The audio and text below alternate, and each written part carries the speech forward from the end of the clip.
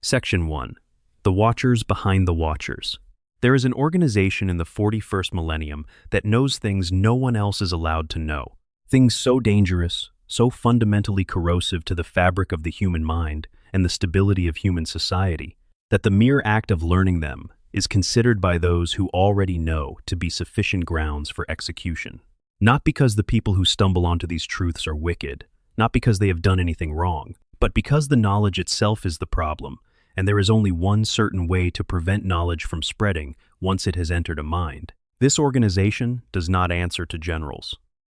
It does not answer to planetary governors or sector lords, or even to the High Lords of Terra themselves, that august council of 12 individuals who collectively rule the greatest human empire the galaxy has ever seen. In theory, it answers only to the Emperor of mankind, who has sat silent and motionless upon a golden machine for 10,000 years and has never once issued a direct, comprehensible order to anyone since the day he was carried onto that throne in pieces, broken and half dead, and sustained by mechanisms that were never designed for the purpose they now serve.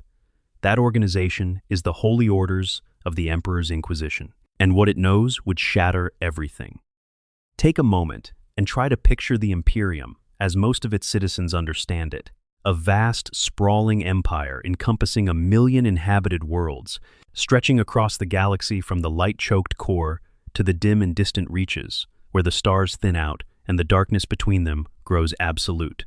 An empire held together by shared faith in the God Emperor of mankind, by the guns of the Imperial Guard, by the armored might of the Space Marines, and by the slow, grinding machinery of a bureaucracy so enormous that some of its internal communications take decades just to travel from the point of origin to the office where they are supposed to arrive. Citizens of the Imperium pray to the Emperor each morning before they begin the work of their day. They tithe portions of their harvest and their labor, and sometimes their children, to an empire they believe to be fundamentally righteous, even if it is also demanding and harsh, and given to a certain brutal efficiency in how it handles disagreement. They know there are enemies beyond the stars. They know that there are mutants and rebels and heretics and aliens who must be purged, who represent threats to the stability and the continued existence of everything humanity has built. But the broad strokes of their understanding of their situation are something like this.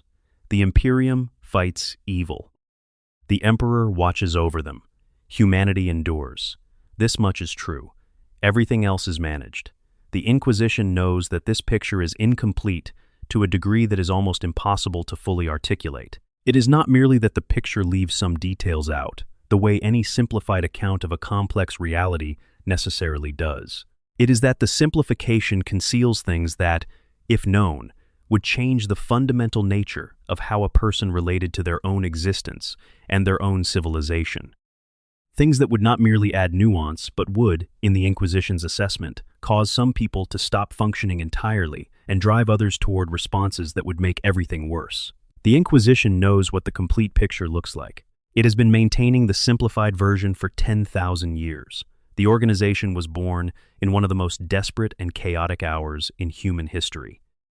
As the Horus Heresy tore the galaxy apart, as half the legions of Space Marines turned against their own father and brother alike, as Terra itself burned under the guns of traitors, and the skies above it were lit orange and red with the fire of orbital bombardment, as the greatest human empire ever assembled stood at the very edge of total annihilation, the Emperor's most trusted advisor, a man called Malkador, the Sigillite, the regent of Terra, and the second most powerful human psyker alive at the time, assembled a small group of individuals and gave them a mission so sensitive in its nature and so vast in its implications that it could not be written down in any form that might be found, could not be spoken aloud in any chamber that might be overheard. 12 people, 8 of them were Space Marines who had already looked behind the curtain of reality and survived what they found there, warriors who had confronted the darkness of the warp directly and kept their sanity and their loyalty intact in circumstances that would have broken other men entirely. 4 were mortal humans of exceptional capability and even more exceptional resilience, investigators and scholars and soldiers who had demonstrated, in the service of the Emperor and his regent, the specific combination of intelligence and endurance and sheer moral toughness that the mission required. These 12 were given a mandate as simple to state as it was impossible to completely execute. Find the enemies of humanity wherever they hide. Not just the obvious enemies, not just the ones who show their faces in open battle, but the ones who work in darkness, in the spaces behind institutions, and within the minds of allies, and beneath the surface of worlds that appear to be loyal. And most dangerously of all, within the Imperium itself, within the apparatus of the Empire that was supposed to protect humanity, where corruption could take root and grow undetected for decades before it became obvious enough to see. What grew from those 12 individuals across 10,000 years of operation, of expansion and internal conflict, and philosophical evolution, and the slow accumulation of institutional character, is the Inquisition, as it exists in the grim darkness of the 41st millennium. An organization of thousands of inquisitors, each one essentially a sovereign power unto themselves, each one operating with the authority to command armies, commandeer starships, interrogate Space Marine chapter masters and ecclesiarchal cardinals and members of the Adeptus Mechanicus, and in the most extreme circumstances to end entire worlds. They maintain vast fortresses in hidden locations across the Imperium, private libraries of forbidden knowledge that contain texts whose destruction they would commission in any other hands, personal armies of exceptional warriors and skilled operatives, and networks of informants and agents that extend into every significant institution and social structure in the galaxy-spanning empire they serve. An organization that has accumulated, over the course of 10 millennia of operation, a body of knowledge so comprehensive and so dark that it constitutes, without meaningful exaggeration, the most dangerous collection of information in the known galaxy. And at every level of its hierarchy, from the most junior interrogator serving their first years under a mentor's supervision, to the most senior inquisitor lord convening high conclaves on matters that affect entire sectors of imperial space, this organization is keeping secrets from the very Imperium it was created to protect.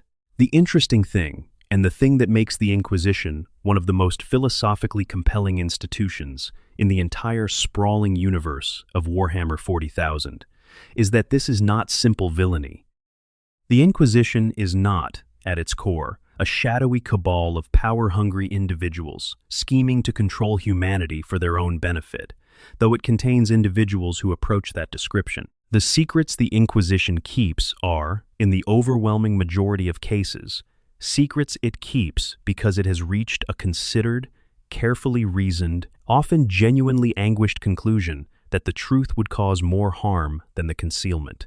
The Imperium of Man is a civilization held together by faith and by ignorance in proportions that vary by world and by circumstance, but that, in every case, involve both. Its hundreds of billions of citizens function, work, pray, fight, reproduce, and die in service to a system that depends, at some fundamental level, on people not knowing exactly how close to the edge they are standing. The Inquisition knows how close to the edge everything is. It has known, with varying degrees of precision and completeness, for 10,000 years, and it has made a choice, as an institution and as a collection of individual human beings carrying the weight of that knowledge, to keep that understanding locked away, to maintain the necessary fictions, to enforce the comfortable simplifications that allow the population of the Imperium to get up in the morning and keep going, rather than collapsing under the full weight of their situation. Whether this is the right choice is a question that does not have a clean answer, and we will return to it. But first, we need to understand what the Inquisition is actually hiding, and why it has decided that hiding it is necessary. When the Inquisition was first established in the immediate aftermath of the Horus Heresy, its founders inherited a galaxy still reeling from the most catastrophic war in human history. The heresy had taken the Imperium from its most optimistic moment, a vast human civilization unified under the Emperor's direct rule, and actively expanding to bring humanity's scattered worlds back under a common banner, and had reduced it to something much darker and more desperate. It had also revealed, in the most painful way imaginable, that the universe was not what the Emperor had been trying to tell his people it was. The Emperor had tried, throughout the Great Crusade, to maintain what he called the imperial truth, a doctrine of rational materialism that rejected the existence of gods and supernatural forces in favor of science and human achievement and the power of reason applied to the problems of survival. The Horus Heresy was, among its many other dimensions and consequences, the catastrophic failure of that project. You cannot tell people that gods do not exist when demons are physically walking through their cities. You cannot maintain a doctrine of rational materialism when half your Space Marine legions have been turned to the service of very real supernatural entities of immense power. The imperial truth, as a public policy, died in the fires of the heresy. The Inquisition's founders understood this and drew from it a specific conclusion. The answer to the failure of total denial was not total disclosure. The answer was managed partial knowledge, carefully shaped through the instrument of the ecclesiarchy and the developing imperial faith, to provide the population with a framework for understanding the supernatural that was survivable, that did not generate the specific kinds of responses that would make everything worse, and that directed the collective emotional and spiritual energy of humanity in directions that were useful rather than dangerous. You could tell people that the Emperor was a god. You could tell them that there were enemies both physical and spiritual, and that those enemies were real and must be fought. What you could not tell them, what the Inquisition decided from very early on must be kept from them, was the full depth and nature of what those enemies were, and what they fed on, and what the act of knowing about them would generate in the very population that knowing was supposed to protect. This was the foundational bargain that defines the Inquisition's relationship with truth and with the people it serves, not outright deception or not entirely, but truth shaped and curated and filtered through an institutional judgment about what was safe and what was not. And once you have made that bargain, once you have decided that the organization's judgment about information safety is more important than any individual's right to know, you have set yourself on a path that leads, step by careful step, over 10,000 years, to everything we are about to discuss.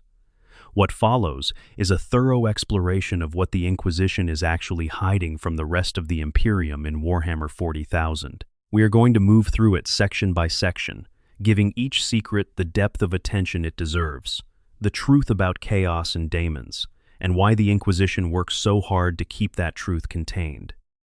The secret existence of the Grey Knights, and what the Inquisition is willing to do to maintain that secrecy. The reality behind the Black Ships, and what the Astronomicon actually costs. The worlds quietly ended by Exterminatus, and what that practice reveals about the logic at the heart of the organization. The internal civil wars that have torn through the Inquisition itself across the centuries.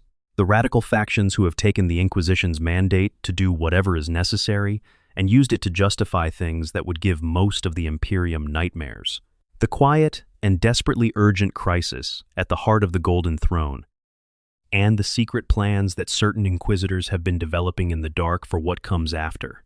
We are going to talk about all of it, because understanding what the Inquisition hides tells you more about the true nature of the Imperium of Man than almost any other single thread of lore in this universe. Before we go any further, drop a comment. Wherever you are in the world, whatever time it is there, I want to know. Tell me your location and the time. It is one of my genuinely favorite things about making these videos, just seeing how far the reach goes. And if you have not subscribed yet, please do. It helps more than you might think. Now, into the dark. Section 2. The first and greatest secret. Chaos is real, and the Imperium knows it. There is a truth so fundamental to understanding the universe of Warhammer 40,000 that almost no citizen of the Imperium is permitted to know it in full.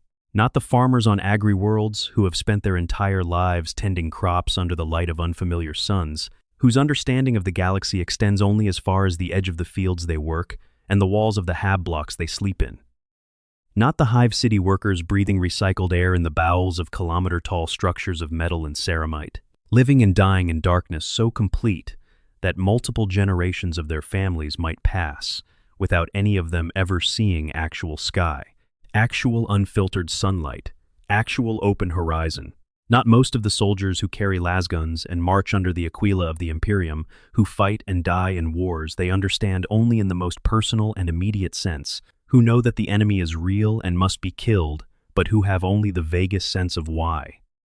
Not the ordinary priests who lead congregations in prayer to the God Emperor, who have memorized the rites and the doctrines and the approved theological interpretations without being given access to the full historical and metaphysical context from which those rights emerged. Not the planetary governors, who receive regular briefings on the threats facing their worlds without being given the complete picture of where those threats come from and what ultimately generates them. The vast majority of humanity, the hundreds of billions of ordinary people who make up the backbone of the Imperium of man across its million worlds, live their entire lives in deliberate, carefully maintained, institutionally enforced ignorance of the following fundamental fact about their universe. The warp is a living dimension. Daemons are real, as physical entities that can manifest in the material world and kill and corrupt and transform what they touch. Chaos is not a story told to children to ensure obedience, not a theological concept invented by priests to give shape to their understanding of misfortune and evil, not a metaphor for the darkness that lurks in the human heart, given symbolic and dramatic form.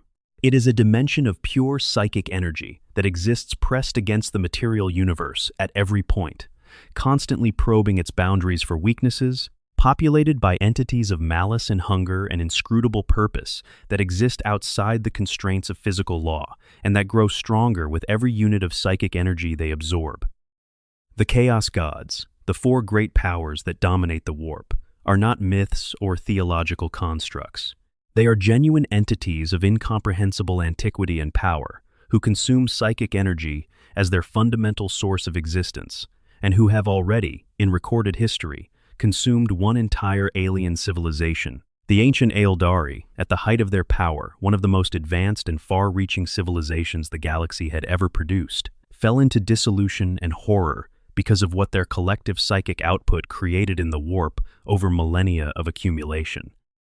The psychic pressure of their emotions and their pleasures and their arts and their sins coalesced into something new, something vast and terrible, something that tore through the boundary between the warp and reality, in a cataclysm that physically ripped a hole in the galaxy's fabric that still exists, still bleeds, and is still called the Eye of Terror. That is what the Chaos Gods are capable of. That is the precedent.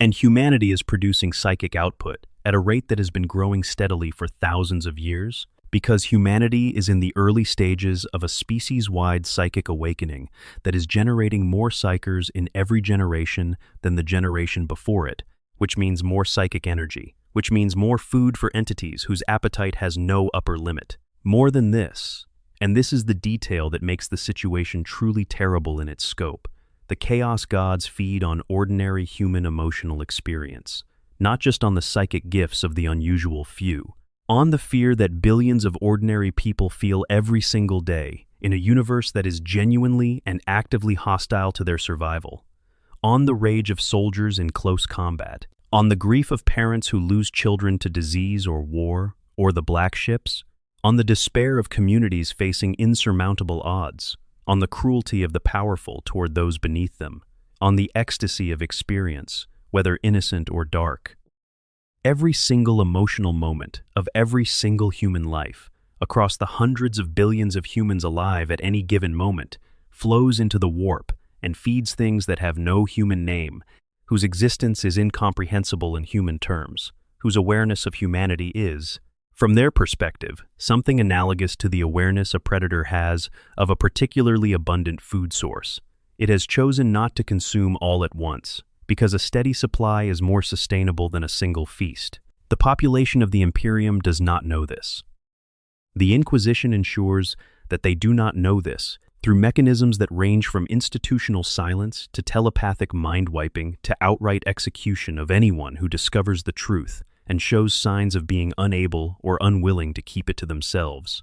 The Ordo Malleus, the oldest of the three major inquisitorial branches, was created specifically to deal with demonic threats. Its very existence, its purpose, its structure, its training programs and its libraries, and its relationships with the Grey Knights, all of it constitutes an institutional acknowledgement built into the Inquisition from the very beginning of the reality of what it is fighting against.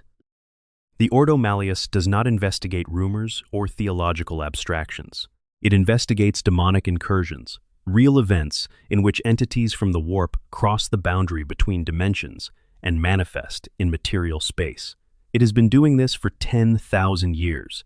Its archives contain records of more demonic events than the mind can comfortably hold, and it has maintained the silence around all of them with extraordinary consistency and extraordinary force. The deliberate policy of concealment is what makes this so significant, so consequential, and so revealing of what the Inquisition is as an institution. The Inquisition does not simply happen to not discuss daemons in public forums. It actively suppresses information about them. It strips records. It mind-wipes survivors. It executes witnesses. It removes demonic incursions from historical archives and replaces the records with something less specific and less dangerous. When a planetary population has been exposed to a demonic incursion and the incursion has been defeated and the planet cleansed, what the surviving population is left with is an edited account of events that retains the fact that something terrible happened and the fact that it was overcome by the Emperor's servants, and removes everything specific about what was encountered and what it means about the nature of the universe. This is not a passive outcome. It is an actively managed result, produced by deliberate intervention by inquisitorial personnel with specific training in the suppression and replacement of dangerous information. The Inquisition's doctrine holds that knowledge of chaos breeds chaos. This is a statement that, the first time you encounter it, might sound like the kind of thing that authoritarian institutions say to justify suppression of inconvenient information, a circular claim designed to make the thing being suppressed seem more dangerous than it is. But in the universe of Warhammer 40,000, it is not a rationalization. It is an empirically observed phenomenon. The warp responds to psychic and emotional output. Information about the warp that generates fear or despair, or the specific kind of fascinated horror that real knowledge of the Chaos Gods produces generates, in the people who receive it, exactly the emotional output that feeds the warp.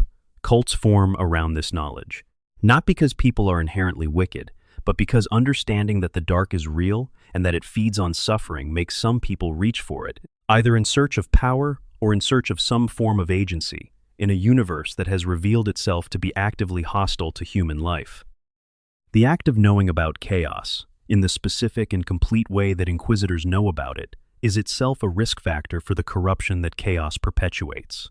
This means that the Inquisition is not merely suppressing information because of a philosophical commitment to keeping the population ignorant. It is suppressing information that, in its specific context, is genuinely more dangerous when widely known than when tightly controlled. That does not make the suppression feel less claustrophobic or less morally fraught, but it does mean that the Inquisition's position cannot be dismissed as simple paranoia or simple power-seeking.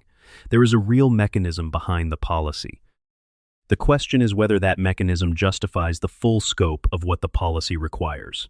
What it requires, in practice, is this. Survivors of demonic incursions are not permitted to remain as free-speaking individuals with their memories intact. They are either mind-wiped, a process that strips the relevant memories with enough thoroughness that the person genuinely cannot recall what they experienced, or they are quarantined in labor camps where they will spend the rest of their lives under supervision, or in the most extreme cases, they are simply executed.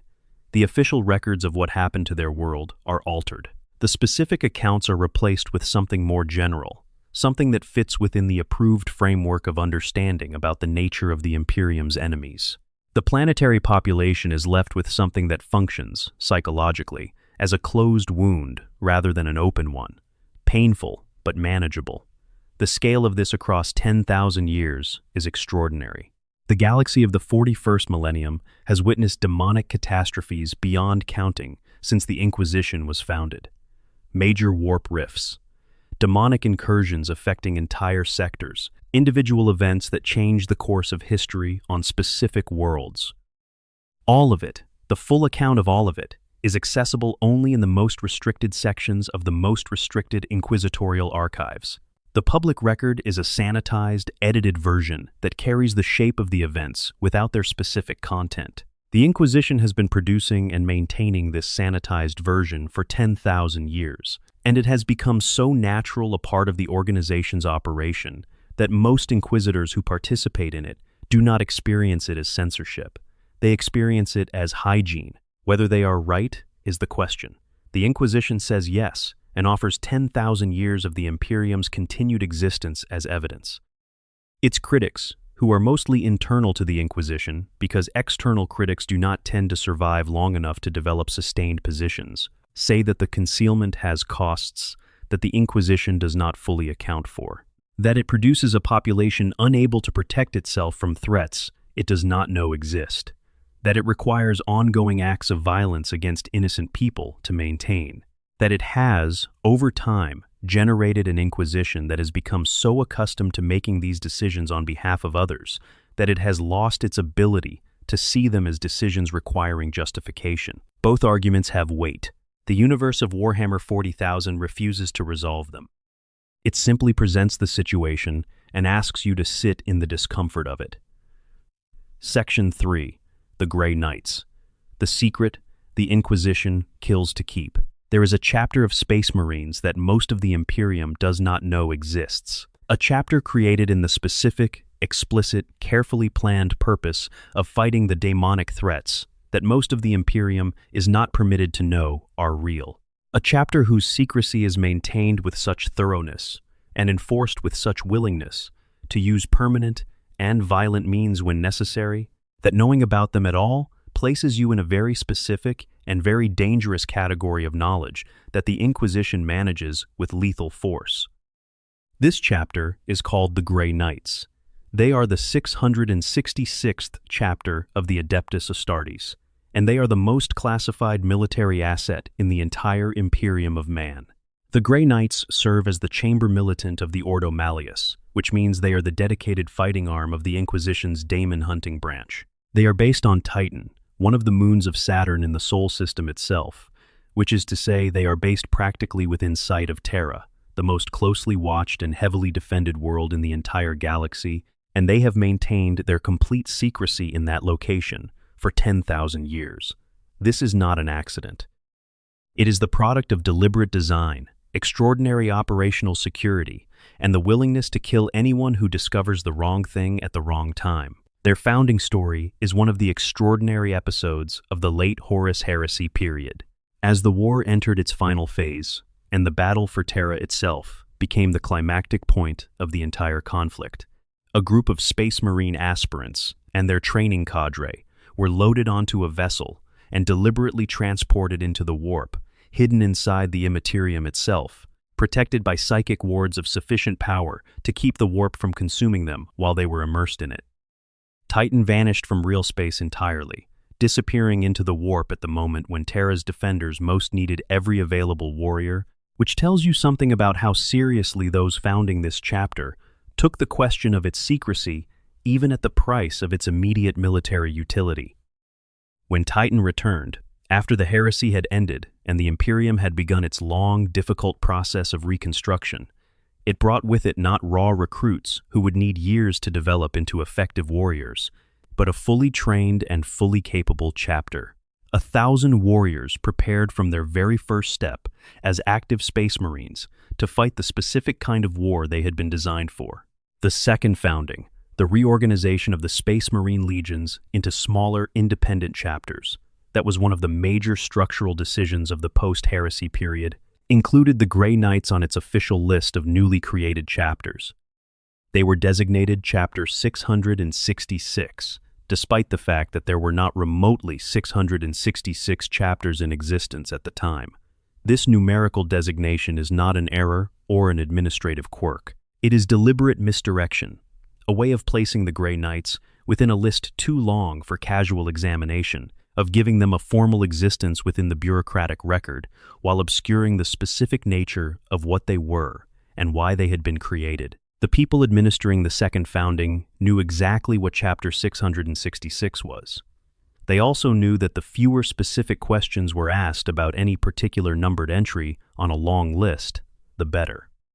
What makes the Grey Knights extraordinary, even within the extraordinary context of Space Marines generally, is that every single warrior in the chapter is a psyker. Not a chapter that includes psychers in the way that most Space Marine chapters have. Librarians, individuals selected from among their battle brothers because they happen to have demonstrated psychic ability during or after their transformation into Space Marines. The Grey Knights recruit specifically for psychic potential from the very beginning of the selection process. Every aspirant who enters the chapter's training program has been identified as psychically gifted, and every training protocol is built around developing those gifts in specific and very particular ways. The result is a chapter in which the ordinary battle brothers are more psychically capable than the librarians of most other chapters, and in which the librarians themselves have developed their abilities to a degree that has no parallel in any other part of the Imperium's Space Marine structure. This is necessary because of what they fight. Fighting demons is not like fighting any other enemy. A conventional Space Marine, fully equipped and expertly trained, can engage a demonic entity in physical combat and can inflict physical damage on it. But the question of whether that damage actually removes the daemon from the battlefield is much more complicated than simple wound thresholds.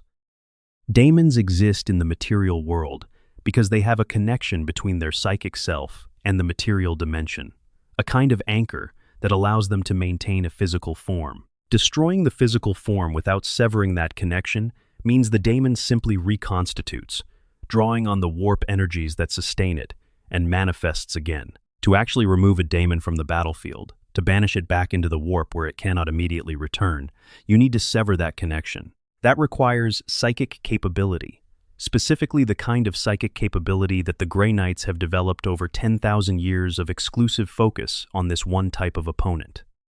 Their weapons are inscribed with wards and with what are called true names, specific designations that have meaning to demonic entities in ways that conventional designations do not, that can be woven into a weapon's function in ways that make it specifically anathema to the classes of daemon it might face. Their armor bears the same inscriptions, because armor that is specifically warded against psychic attack and demonic influence protects its wearer in ways that mere physical durability cannot. Their nemesis weapons, the force halberds and hammers and swords that are unique to their chapter, function by channeling psychic energy in ways that can directly interact with and damage a demon's connection to the material world. A Grey Knight who drives a nemesis weapon into a greater daemon is not merely inflicting physical injury. They are attacking the very thing that allows that daemon to exist in this dimension. They study demonology in extraordinary depth. Not the surface-level demonological knowledge that some inquisitors possess, useful for identification and basic tactical response, but the deep structural knowledge of how specific classes of daemon are organized, what their specific weaknesses are, what the names that have power over them are, what the conditions of their manifestation look like, and how they can be disrupted. This knowledge, in any other imperial context, would constitute heresy of the most serious kind, the kind that gets people burned rather than simply imprisoned. The Grey Knights possess it by institutional necessity and study it with the specific purpose of weaponizing it.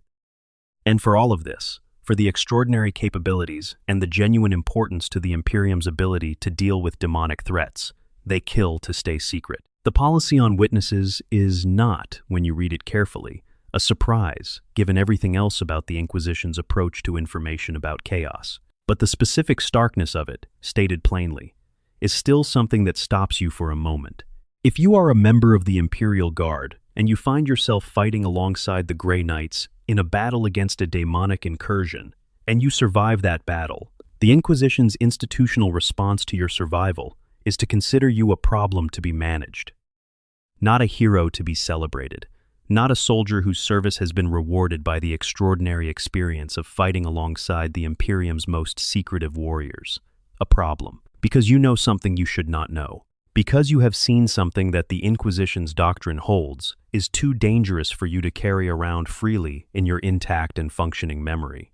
The standard responses to your existence, once the battle is over, are mind-wiping thorough enough to leave you without the relevant memories, or quarantine in a labor camp for the rest of your natural life, or execution.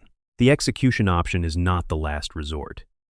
It is frequently the most practical option given the resources available and the time constraints of the situation. This is documented in official 40K lore. It is described not as a dark secret or a shameful anomaly, but as standard practice, an institutional policy so long established and so routinely applied that those implementing it do not experience any particular moral conflict in doing so. They are performing a necessary function. They are maintaining a security requirement. The individuals being mind-wiped or executed are, in the Inquisition's framework, not innocent victims, but unavoidable costs of a system whose continued operation is essential to the Imperium's survival. That framework is the product of 10,000 years of institutional development and genuine operational experience with what happens when information about demons and the Grey Knights escapes containment. The Inquisition has data on this. The data supports the policy. The policy continues. For Space Marines from other chapters who end up fighting alongside the Grey Knights, the handling is necessarily different and somewhat more complicated. Space Marines are harder to mind wipe cleanly, both because of the enhanced mental resilience that comes with gene seed modification, and because an imperfect mind wipe on a Space Marine can produce problems that are worse than the original situation. In cases where full mind wiping is not achievable with confidence, surviving Space Marines may be sworn to absolute silence under oath so extreme that breaking them would constitute a fundamental betrayal of everything a Space Marine understands as the foundation of their existence. These oaths invoke the honor of the chapter's Primarch, the name and the authority of the Emperor, and in some cases, the specific threat of what will happen if the information leaves the circle of those already bound to keep it. In other cases, more sophisticated psychic interventions create selective barriers around specific memories without the broader disruption of full mind wiping. The Space Wolves found out about the Grey Knights and refused to be bound by any of these mechanisms.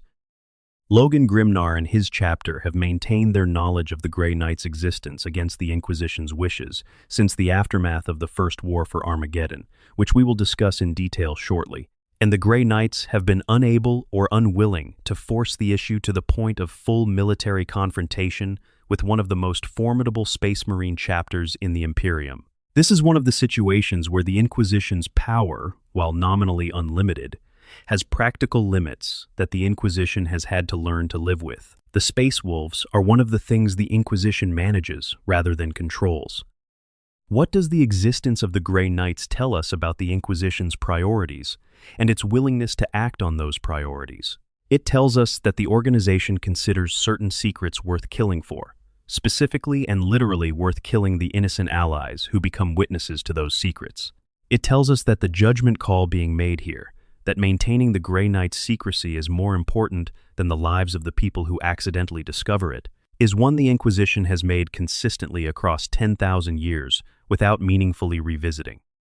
And it tells us that this judgment call is made by an organization that genuinely believes it is doing the right thing, that is not motivated by cruelty or self-interest in making this call, but has simply concluded that the calculus comes out this way, and is committed to acting on that conclusion, regardless of what it costs. The Grey Knights themselves are not comfortable with this. Their chapter culture is one of genuine moral seriousness, of warriors who carry the weight of what they know and what they do, without pretending that the weight is lighter than it is. They do not celebrate the killing of witnesses.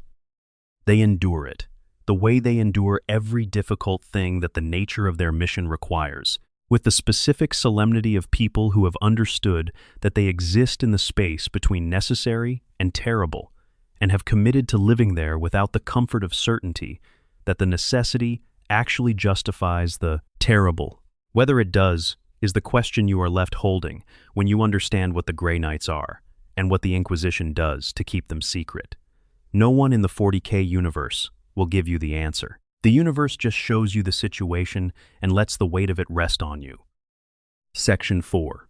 The Black Ships and the True Cost of the Astronomicon. Every single time a navigator guides a ship through the warp, using the Astronomicon as their beacon, every single time an Imperial vessel makes the jump to faster-than-light travel and arrives somewhere other than the cold void of deep space, a human being is dying for it, not dying in some abstract, metaphorical sense. Dying literally, physically, their life force being drawn from their body and consumed by a process they never agreed to and almost certainly do not fully understand, in the dungeons of a palace on Terra, in service to a machine whose full capabilities have never been explained to anyone without the clearance to know about them. The Astronomicon is the psychic lighthouse that makes the Imperium possible. Without it, the warp is not merely dangerous for navigation, it is unusable for navigation by any human vessel that relies on a navigator to find their way through it. The warp is not empty space. It is a dimension of raw psychic energy that exists pressed against the material universe, full of currents and storms and eddies of metaphysical force that change constantly and bear no fixed relationship to the geometry of real space. To travel through it without a beacon is to be lost in an ocean that has no bottom, no horizon, and no fixed stars. Before the Astronomicon, human interstellar travel was possible, but desperately dangerous and limited in range. After the Astronomicon, it became the backbone of civilization. And what the Inquisition works very hard to ensure the population of that civilization never fully understands is what keeping that beacon lit actually costs. The Astronomicon is powered by the Emperor. This much is technically known, at least in the sense that the imperial cult references it obliquely when speaking of the Emperor's divine protection extending to the stars. What is not widely known, what the Inquisition considers carefully controlled information, is the specific mechanism. The Emperor's consciousness has been focused on the Astronomicon for 10,000 years, directing the beam through the warp, maintaining its coherence against the constant pressure of psychic interference from the chaotic energies that constitute the warp's fundamental nature. His mind alone is not enough, however. The sustained projection of a psychic beacon across a galaxy-spanning distance requires more energy than even the Emperor can generate unassisted. The choir of the Astronomicon makes up the deficit. Approximately 10,000 psychers at any given time are devoted to the choir, their own psychic energies fed into the Emperor's projection and consumed in the process. The choir burns through its members continuously. Each psyker in the choir survives for somewhere between a few weeks and a few months before the process kills them, their life force expended in the act of powering a beacon they can never benefit from, because they will not survive long enough to travel anywhere. They are replaced as they die, immediately, because any interruption in the beam's coherence could strand ships in the warp and kill everyone aboard them. The choir must never stop. The beacon must never go dark. This requires a continuous, uninterrupted supply of psychers arriving on Terra to replace the ones who burn out.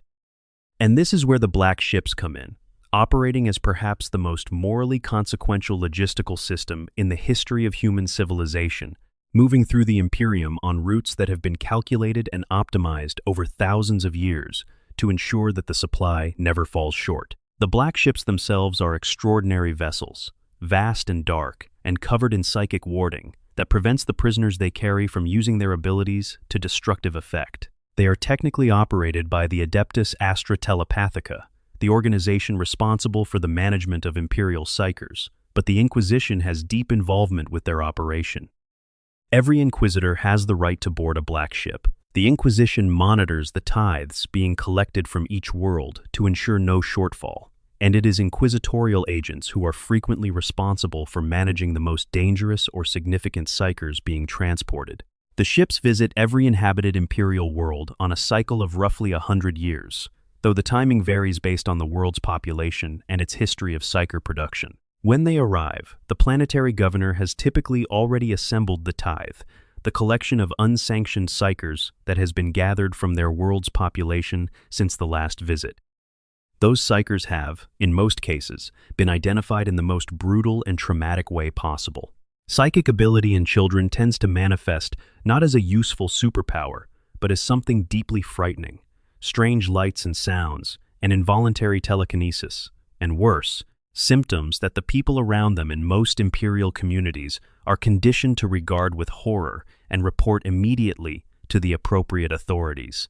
Because an untrained psyker is genuinely dangerous in the specific and catastrophic way that a crack in a dam is dangerous, a small breach that can become a catastrophe if not managed. So the children are reported, taken by the local arbiters or the planetary militia. Held, sometimes for years, in facilities that vary in comfort from merely Spartan to actively degrading, waiting for the black ships to come. When the ships arrive and the prisoners are loaded aboard, they know they are leaving their world and their families behind forever. They usually do not know what awaits them at the other end. At the other end is testing. The Adeptus Astra Telepathica's assessors evaluate each psyker against a series of criteria.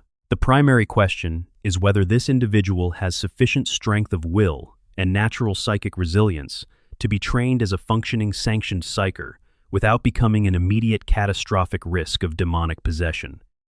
The weaker ones, the majority in most shipments, those deemed too unstable or too weakly gifted to develop safely into something useful, are separated from the rest. And those individuals are sacrificed. Not dramatically, not ceremonially in the sense of spectacle, but genuinely and finally. Their life force is consumed to sustain the Emperor and maintain the choir. Their deaths as individual human beings, reduced to a line item in a resource management equation. Thousands of them, every single day, have been feeding into this process for 10,000 years. The figure cited in the most commonly referenced lore is roughly 1,000 psychers per day, consumed to sustain the Emperor's psychic strength. This number has become somewhat legendary in discussions of 40K lore, cited as the defining statistic of the Imperium's hidden horror. 1,000 people a day, every day, for 10,000 years. The mathematics of this are left as an exercise for the reader, but the total is a number large enough that human imagination cannot fully process it as a quantity of individual lives. Which is, of course, part of why the Inquisition considers it important that the general population not think about it in those terms. What does the general population know about this?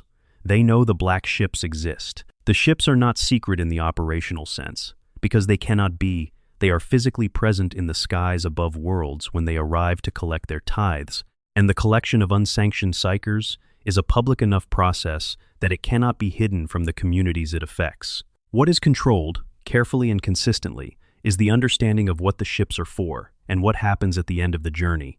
The official account, as understood by most of the Imperium's population, is something close to this. Psychers are dangerous.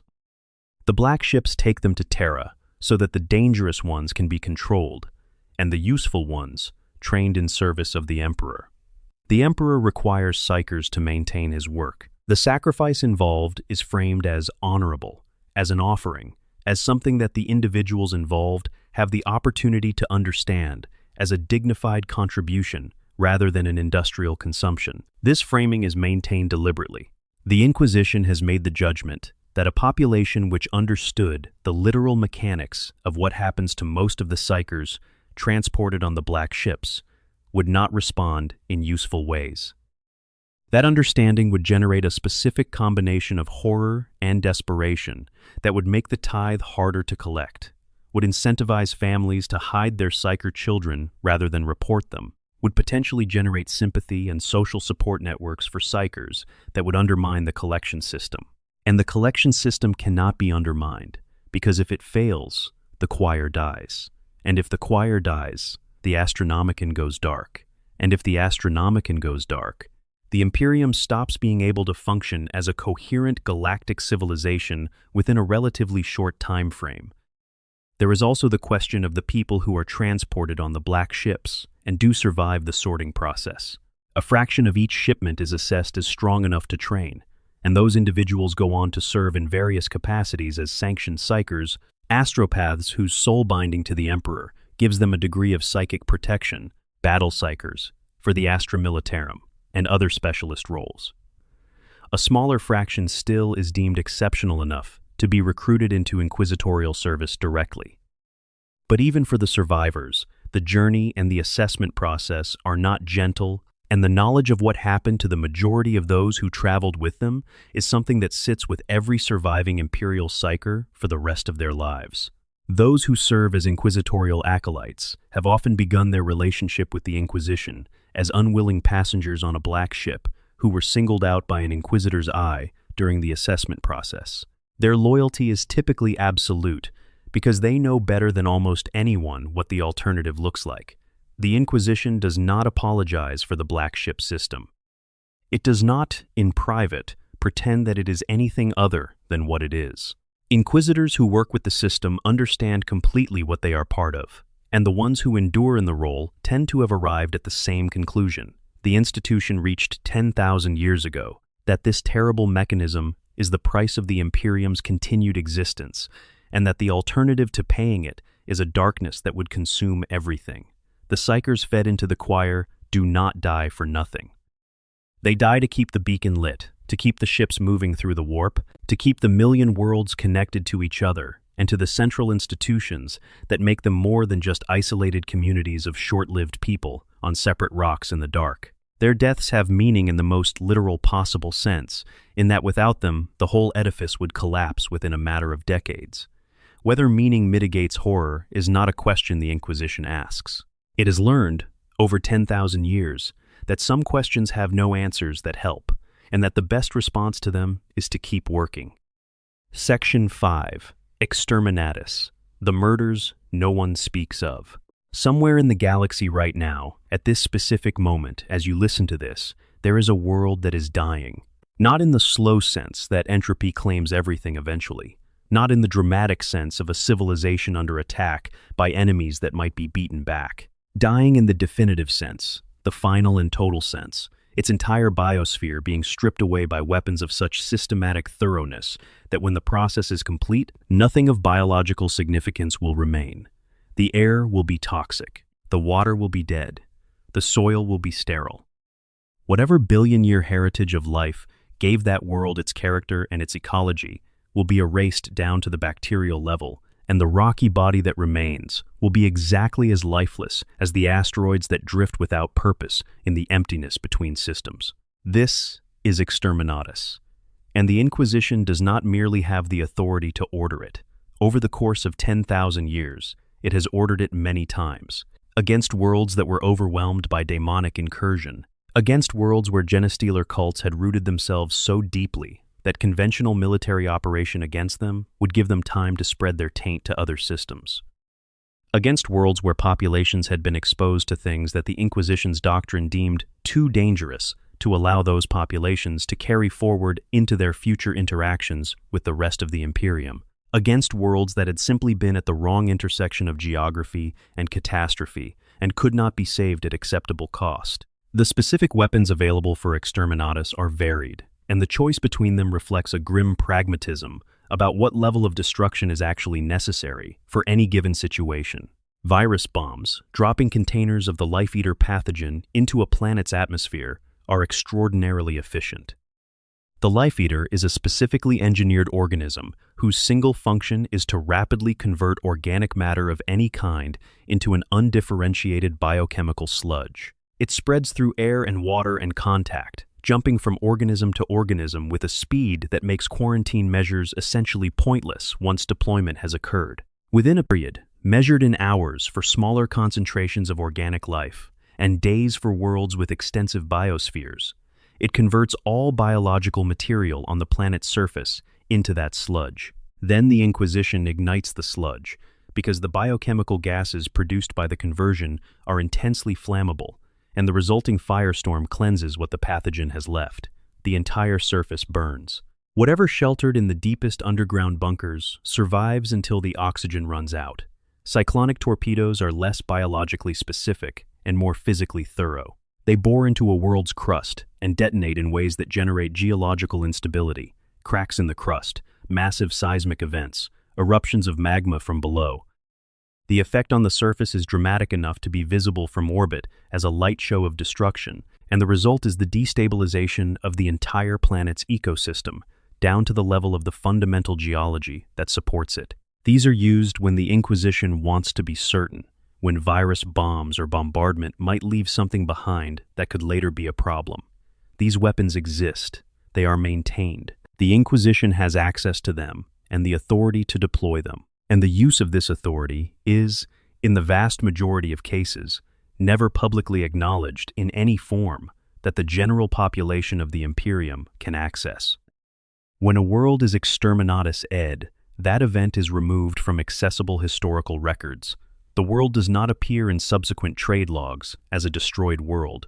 It appears in subsequent trade logs as a world with a disrupted communication link, or as pending reassessment, or simply as an absence, a blank space where there used to be a dot on a chart, which is a profoundly different thing. To most of the population of the Imperium, worlds that have been Exterminatus ed simply no longer appear in the publicly available record. They vanish. The Inquisition justifies this with the same argument it uses for all its suppression of information. That knowledge of Exterminatus being a real and regularly used tool in the Imperium's arsenal would generate responses in the population that would make things worse. That populations, knowing their world, could be sterilized at the decision of a single inquisitor would generate the specific kind of despair and rage that destabilizes loyalty in ways that create exactly the kind of internal threats the Inquisition exists to manage. That the security of the Imperium depends, in part, on the people who live within it, believing that the Imperium values them, values their world, would not choose to simply end them without extraordinary cause. This belief is not exactly false. The Inquisition does not use exterminatus casually, and the threshold for ordering it is genuinely high by the standards of the most extreme measure available in any military doctrine that has ever existed. But it is also not the complete picture, and the Inquisition knows it is not the complete picture, and it chooses to let people hold the incomplete version because the complete one would not help them. Consider for a moment the specific calculus that goes into an exterminatus decision. An inquisitor, alone or in consultation with others, must weigh the following: the scale and nature of the threat that makes the world a problem, the probability that conventional military intervention could address the threat within acceptable timeframes and at acceptable cost, the risk of the threat spreading to other worlds if the planet continues to exist and the situation deteriorates further, the value of the world in terms of its population, its resources, its strategic position, and its cultural or historical significance, and the probability that the specific threat present on the world could be contained in any form once the exterminatus is complete, or whether some form of persistent danger would remain even after total sterilization. An inquisitor who gets this calculus wrong in the direction of excessive restraint and a world with a contained but recoverable demonic presence subsequently falls completely, becomes a full demonic world, and spreads the infection to 2 or 3 neighboring systems, is responsible for a catastrophe. An inquisitor who gets this calculus wrong in the direction of excessive action and orders the destruction of a world where conventional means could have worked has murdered billions of people who might have been saved. Both of these errors have been made across 10,000 years of inquisitorial operation. The Inquisition's internal records contain accounts of both, though the public record of the Imperium contains neither. What the Inquisition does acknowledge, internally, is that exterminatus is one of those capabilities whose existence cannot be allowed to become a matter of general public knowledge without changing something fundamental about the relationship between the population and the institution that holds the authority to use it. An organization that can sterilize planets and has the authority to do so unilaterally is not, from the perspective of anyone living on a planet, an organization they can think about in the same way they think about other aspects of the Imperium's administrative and military apparatus. It is something qualitatively different, something that occupies a category of power that has no analog in the daily experience of ordinary life. The Inquisition understands that this recognition, widely held, would reshape the Imperium's social and political structure in ways it cannot fully predict. So, the capability is maintained, the authority is exercised when necessary, and the record is managed. The worlds are gone. Most of the people who knew they existed are managed. The history is reshaped around the absences. And somewhere in the Inquisition's most restricted archives, there are lists of worlds and dates and brief notes about the nature of the threats that ended them. Lists that no one outside the relevant inquisitorial circles will ever read, accounting for the permanent deaths of some of the most significant facts in the history of the galaxy's most powerful civilization. Section 6, The Armageddon Purge, when the Inquisition turned on its own heroes. There are moments in the history of any institution when the internal logic that has guided it for centuries collides with a situation that reveals how badly that logic can misfire. For the Inquisition, one of the clearest and most extensively documented of these moments occurred in the aftermath of the First War for Armageddon, an event that the Inquisition subsequently suppressed so thoroughly that most of the inhabitants of Armageddon itself do not know it happened in the form in which it occurred. The broader galaxy knows even less.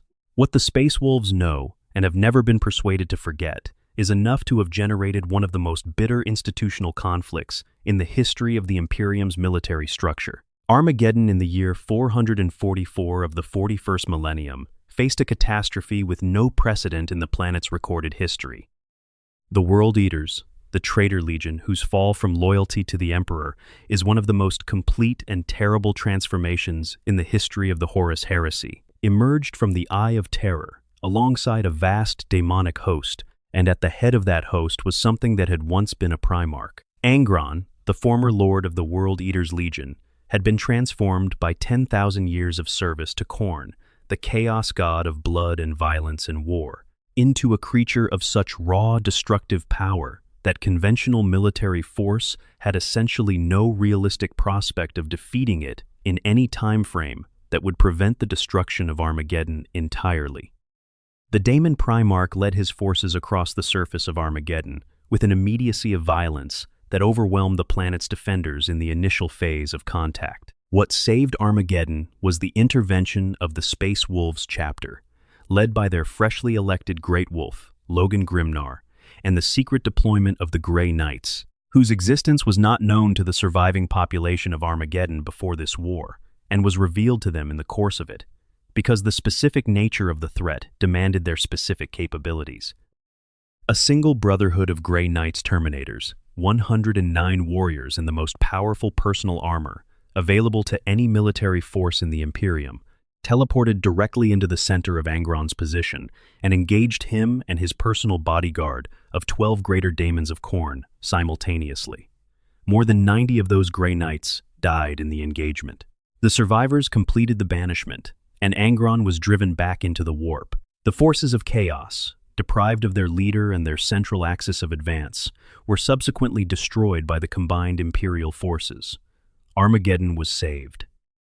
And then the Inquisition arrived to deal with the aftermath, and everything went catastrophically wrong. Lord Inquisitor Gesme Kisneros took operational command of the post-war situation on behalf of the Ordo Malleus, and he arrived with a mandate that reflected the Inquisition's standard doctrine for managing populations that had been exposed to knowledge of chaos and demonic forces. The surviving soldiers of the Armageddon Steel Legion, the regiments that had fought and bled and died to hold their world against a demonic invasion, were to be rounded up as they departed for their next assignments on other worlds, and their transport ships were to be destroyed with all hands aboard. The civilian population that had survived the war, which had witnessed and fought alongside Grey Knights and seen genuine demonic entities with their own eyes, was to be herded into labor camps, sterilized so that they could not pass on their experiences to children, and worked until they died of old age, at which point the question of what they knew would be resolved by biology rather than by active management. New colonists with no knowledge of what had happened on Armageddon would be imported to repopulate the world. Logan Grimnar had fought alongside the people of Armageddon. He had watched soldiers fight with the specific kind of desperate courage that comes from defending your home against something that has no mercy and wants nothing less than everything you have. He had, before the Inquisition's task force arrived, already been told by inquisitorial representatives that the survivors would not be harmed. He had believed this assurance and acted on it, which meant that when the purges began, he experienced it not merely as a policy he disagreed with, but as a personal betrayal by an institution he had trusted. The Space Wolves intervened. Their fleet moved to block the Grey Knights from destroying troop transport ships. They physically interposed their vessels between the Inquisition's containment force and the people the Inquisition was trying to contain. When Kisneros attempted to neutralize Grimnar by having the Grey Knights use their psychic powers to restrain the Space Wolf's teleporter, Grimnar's warriors responded by killing the Grey Knights responsible for the restraint with stormbolter fire, an act of violence against the Imperium's most secret military asset that broke every protocol and shocked even the Grey Knights themselves. The situation escalated from there into something that can only be described as an undeclared civil war within the structure of the Imperium's most loyal institutions. What followed was 8 months of what the Grey Knights eventually named the Months of Shame. The Space Wolves pursued their mission of extracting survivors from inquisitorial containment across multiple systems, never firing first, accepting fire from inquisitorial and Grey Knight vessels without returning it, maintaining a posture that acknowledged the Inquisition's formal authority while absolutely refusing to comply with what it was trying to accomplish. 3 worlds that came into contact with survivors, escorted by the Space Wolves, were subsequently put to exterminatus by the Inquisition, which regarded those worlds as contaminated by exposure to the knowledge the survivors carried. The station Rallus Meridian, the worlds of Gendara Quintus and Tybilt, and an Adeptus Mechanicus outpost called Priam Novus were all destroyed. The purges on Armageddon itself claimed several billion souls before the Space Wolves' intervention prevented further losses. Kisneros, finding that the Months of Shame campaign had failed to resolve the situation and that the Inquisition's resources were insufficient to force the Space Wolves to comply, made a decision that reflects the particular combination of tactical myopia and institutional arrogance that the Inquisition at its worst is capable of. He gathered an entire battle fleet of the Imperial Navy and the full complement of the Red Hunters chapter and turned them toward Fenris, the Space Wolves' homeworld, intending to hold the planet hostage as leverage to force Grimnar's compliance. The meeting that was supposed to be a negotiation became an ambush.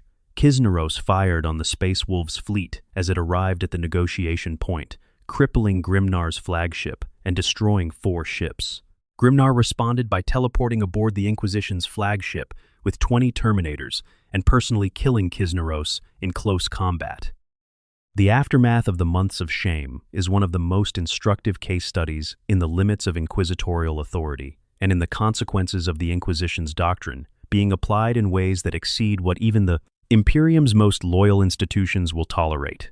The Space Wolves never forgot it. Logan Grimnar carries that anger decades later, and is said to have never forgiven the Inquisition for what it did on Armageddon, not merely for the policy, which he expected, but for the betrayal that implemented it.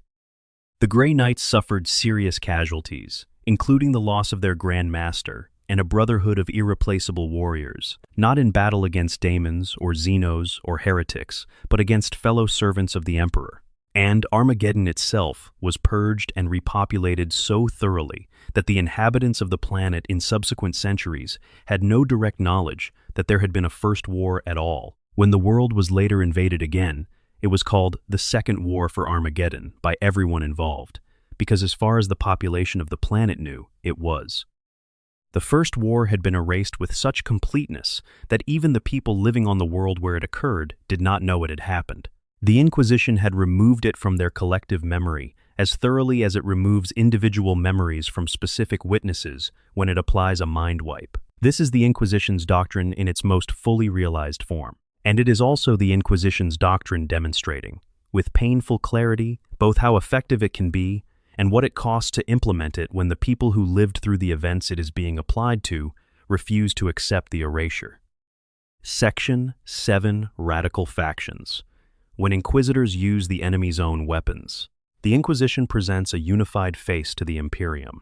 Its rosettes carry the same design. Its institutional rhetoric maintains consistent emphasis on the protection of humanity from the heretic and the Xenos and the demonic. And its agents, when they appear in public contexts at all, project an authority that reads as monolithic, as the single voice of the Emperor's judgment. Behind that face, the Inquisition is one of the most contentious and philosophically fractured institutions in the Imperium.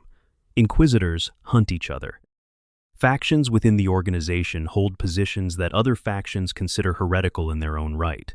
And some of the things that go on inside the Inquisition, the tools that are quietly used, the alliances that are quietly maintained, the research that is quietly conducted, would shock the ordinary citizen of the Imperium in ways that a demonic incursion might not, because at least a demonic incursion is clearly something from outside that is being fought, while these things are being done by the organization that is supposed to be the last line of defense. The fundamental division within the Inquisition is between what are called Puritan and radical philosophical positions.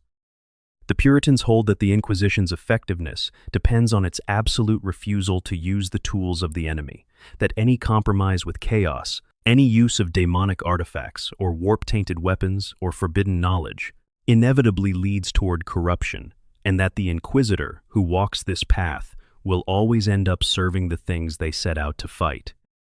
The Radicals hold that the threats humanity faces are sufficient, that all possible tools must be available, that the definition of heresy should be outcome rather than method, and that an Inquisitor who refuses to use a weapon against chaos because the weapon is itself tainted by chaos is allowing abstract purity to trump practical effectiveness. These are not positions that can be compromised between. They represent fundamentally different philosophies about what the Inquisition exists to do and how it should do it.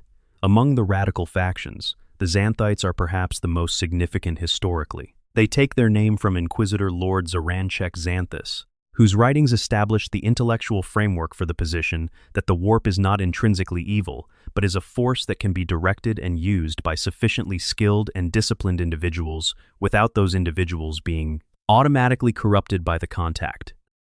From this foundation, Xanthite Inquisitors justify the study and use of demonic artifacts, the employment of daemon hosts, daemons bound within human bodies, and held under control through powerful wards and rituals, and the cultivation of relationships with entities and individuals that conventional inquisitorial doctrine would require be destroyed on sight. The argument is that the Xanthite Inquisitor who uses a demon host as a weapon is not becoming more like the enemy. They are turning the enemy's weapon against itself, using the warp's power to fight the warp's corruption.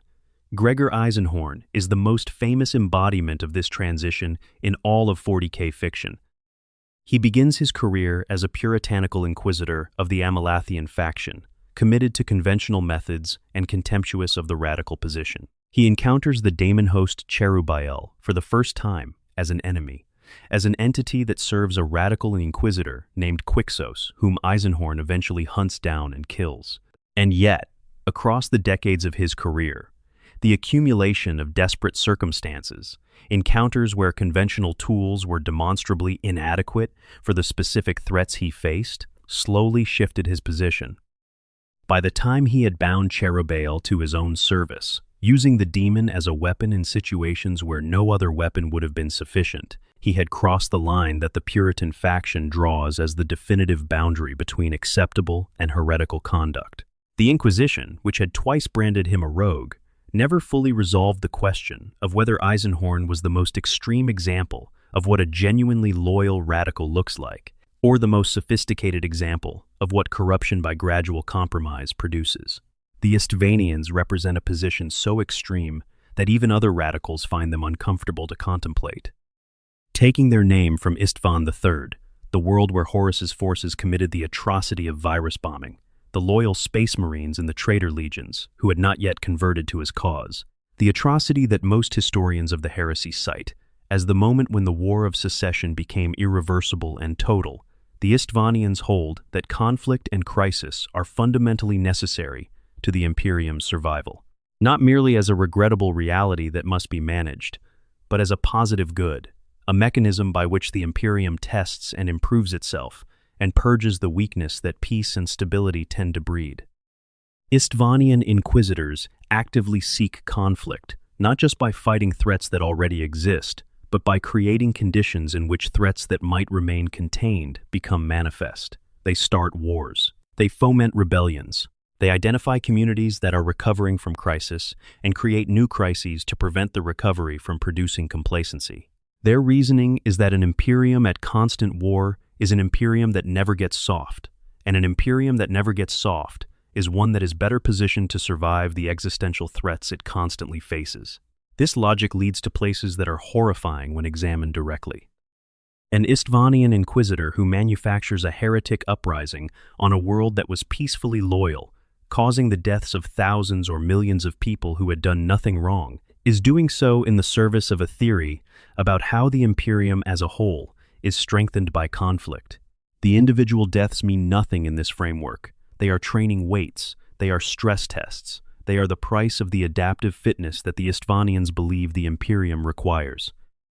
Most other inquisitors consider this position monstrous, and Istvanian inquisitors who are identified and confirmed are sometimes hunted by their fellow inquisitors, though the confirmation problem is significant because the Istvanian approach to evidence management tends to be thorough. The Horusians occupy a position so extreme that understanding it requires first understanding what they believe about the nature of the Emperor and the nature of chaos, and then holding those beliefs up against the single worst event in the Imperium's history, and concluding that the worst possible element of that event was actually a missed opportunity.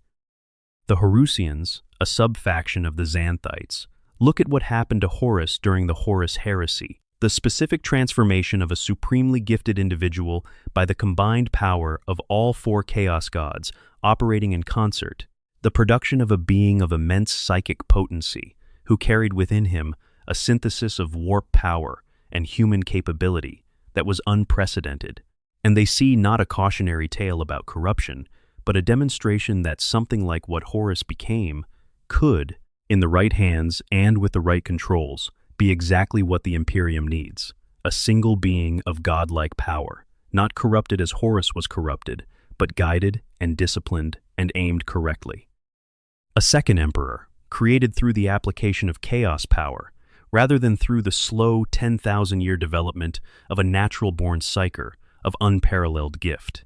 Almost every other inquisitor, radical or Puritan, considers this position so self-evidently insane that it barely registers as a serious philosophical position. The Harushans are aware that this is the general response and maintain their actual beliefs behind the more presentable mask of Xanthism in most contexts. They have been hunted multiple times by factions within the Inquisition that became aware of their specific doctrine. They have survived those huntings, which tells you something about how persistent even the most extreme positions can be within an organization that has no central enforcement mechanism for doctrinal compliance, and whose members are individually capable enough to defeat most threats. And then there are the recongregators, who in the context of the positions described above almost sound reasonable. The recongregators believe that the Imperium is fundamentally broken, that the corruption and inefficiency and stagnation that have accumulated over 10,000 years of institutional drift cannot be addressed by reform from within, because the institutions doing the reforming are themselves the corrupted, things that need to be reformed. Their proposed solution is demolition, not external destruction by enemies, but a managed internal demolition of the existing structure, the deliberate destabilization of systems that are not working so that they can be replaced by systems that might work better. The difference between the recongregators and a simple heretic is the specific claim that what they are destroying is being destroyed in service of something better, that the demolition is intentional and purposeful rather than nihilistic. Whether any given case of a recongregator inquisitor dismantling a planetary government or undermining an ecclesiarchal hierarchy actually produces something better is a question the recongregators are perpetually optimistic about, their critics are perpetually skeptical of. All of these factions exist within the Inquisition simultaneously. They compete for influence in the conclaves that are supposed to provide the organization with whatever collective guidance it has. They sometimes collaborate when a specific threat requires capabilities that cross philosophical lines. And they sometimes turn on each other with a thoroughness that would be shocking if it were not, in the Inquisition's 10,000-year context, entirely characteristic of how this organization has always operated. An inquisitor hunting another inquisitor is not an anomaly. It is a recurring feature of the Inquisition's institutional life that has never been resolved, because resolving it would require either a central authority with the power to adjudicate philosophical disputes between individuals who each consider themselves answerable only to the emperor, or a consensus doctrine that every inquisitor accepted, which has never come close to existing, and probably cannot exist, given the diversity of the threats the organization faces, and the diversity of the people who face them. What it means for the Imperium is that the organization theoretically protecting it from internal threats is itself a source of internal conflict, whose costs, in lives and in resources, and in the practical consequences of inquisitors working at cross purposes or actively working against each other, are substantial and ongoing, and never accounted for in any public assessment of the Inquisition's value. Section 8. The War Within. Inquisitors, Hunting. Inquisitors. The Inquisition presents itself as a unified body. In practice, it is an organization without a chain of command in any meaningful sense, whose members each consider themselves sovereign within their area of operation and responsible to no human authority, and who therefore resolve their disagreements through the same mechanisms that any collection of extremely powerful individuals without a functioning dispute resolution structure will eventually reach. They resolve them by force. Inquisitors have been hunting and killing each other since the very early decades of the organization's existence, and there is no period in the organization's 10,000-year history in which this practice went entirely dormant. The most formal mechanism available for one inquisitor to move against another is the censure. This is a declaration by an inquisitor that a fellow member of the organization has deviated from acceptable practice, and that the deviation is severe enough to warrant intervention. A censure does not require a conclave or a vote in most circumstances. It requires the inquisitor issuing it to be willing to stake their own authority and reputation on the accusation and to act on it. What this means in practice is that a censured inquisitor is one who has been declared fair game for pursuit by the issuing inquisitor, and anyone the issuing inquisitor can bring to their cause. The censured inquisitor may respond by demonstrating that they are not what they are accused of being, or by fighting back, or by building a counter-consensus among other inquisitors that the accusation is politically motivated and unfounded. The process has no formal endpoint and no formal outcome. It ends when one side runs out of resources, or allies, or life. The Eisenhorn case is the most thoroughly documented in accessible fiction, but it is far from unique. An inquisitor who shifts from Puritan to radical practice opens themselves up to the specific attention of Puritan inquisitors, who consider the shift itself to be evidence of corruption or poor judgment or both.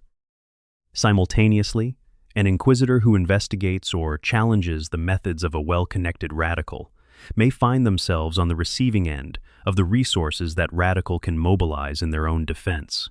The result is that the Inquisition's internal politics are a constant churning of accusation and counter-accusation, alliance and betrayal, investigation and counter-investigation, none of which is visible to anyone outside the organization, and very little of which is systematically recorded, even within it. The Ordo Hereticus was explicitly created with jurisdiction that includes the monitoring of other inquisitors for signs of heretical deviation.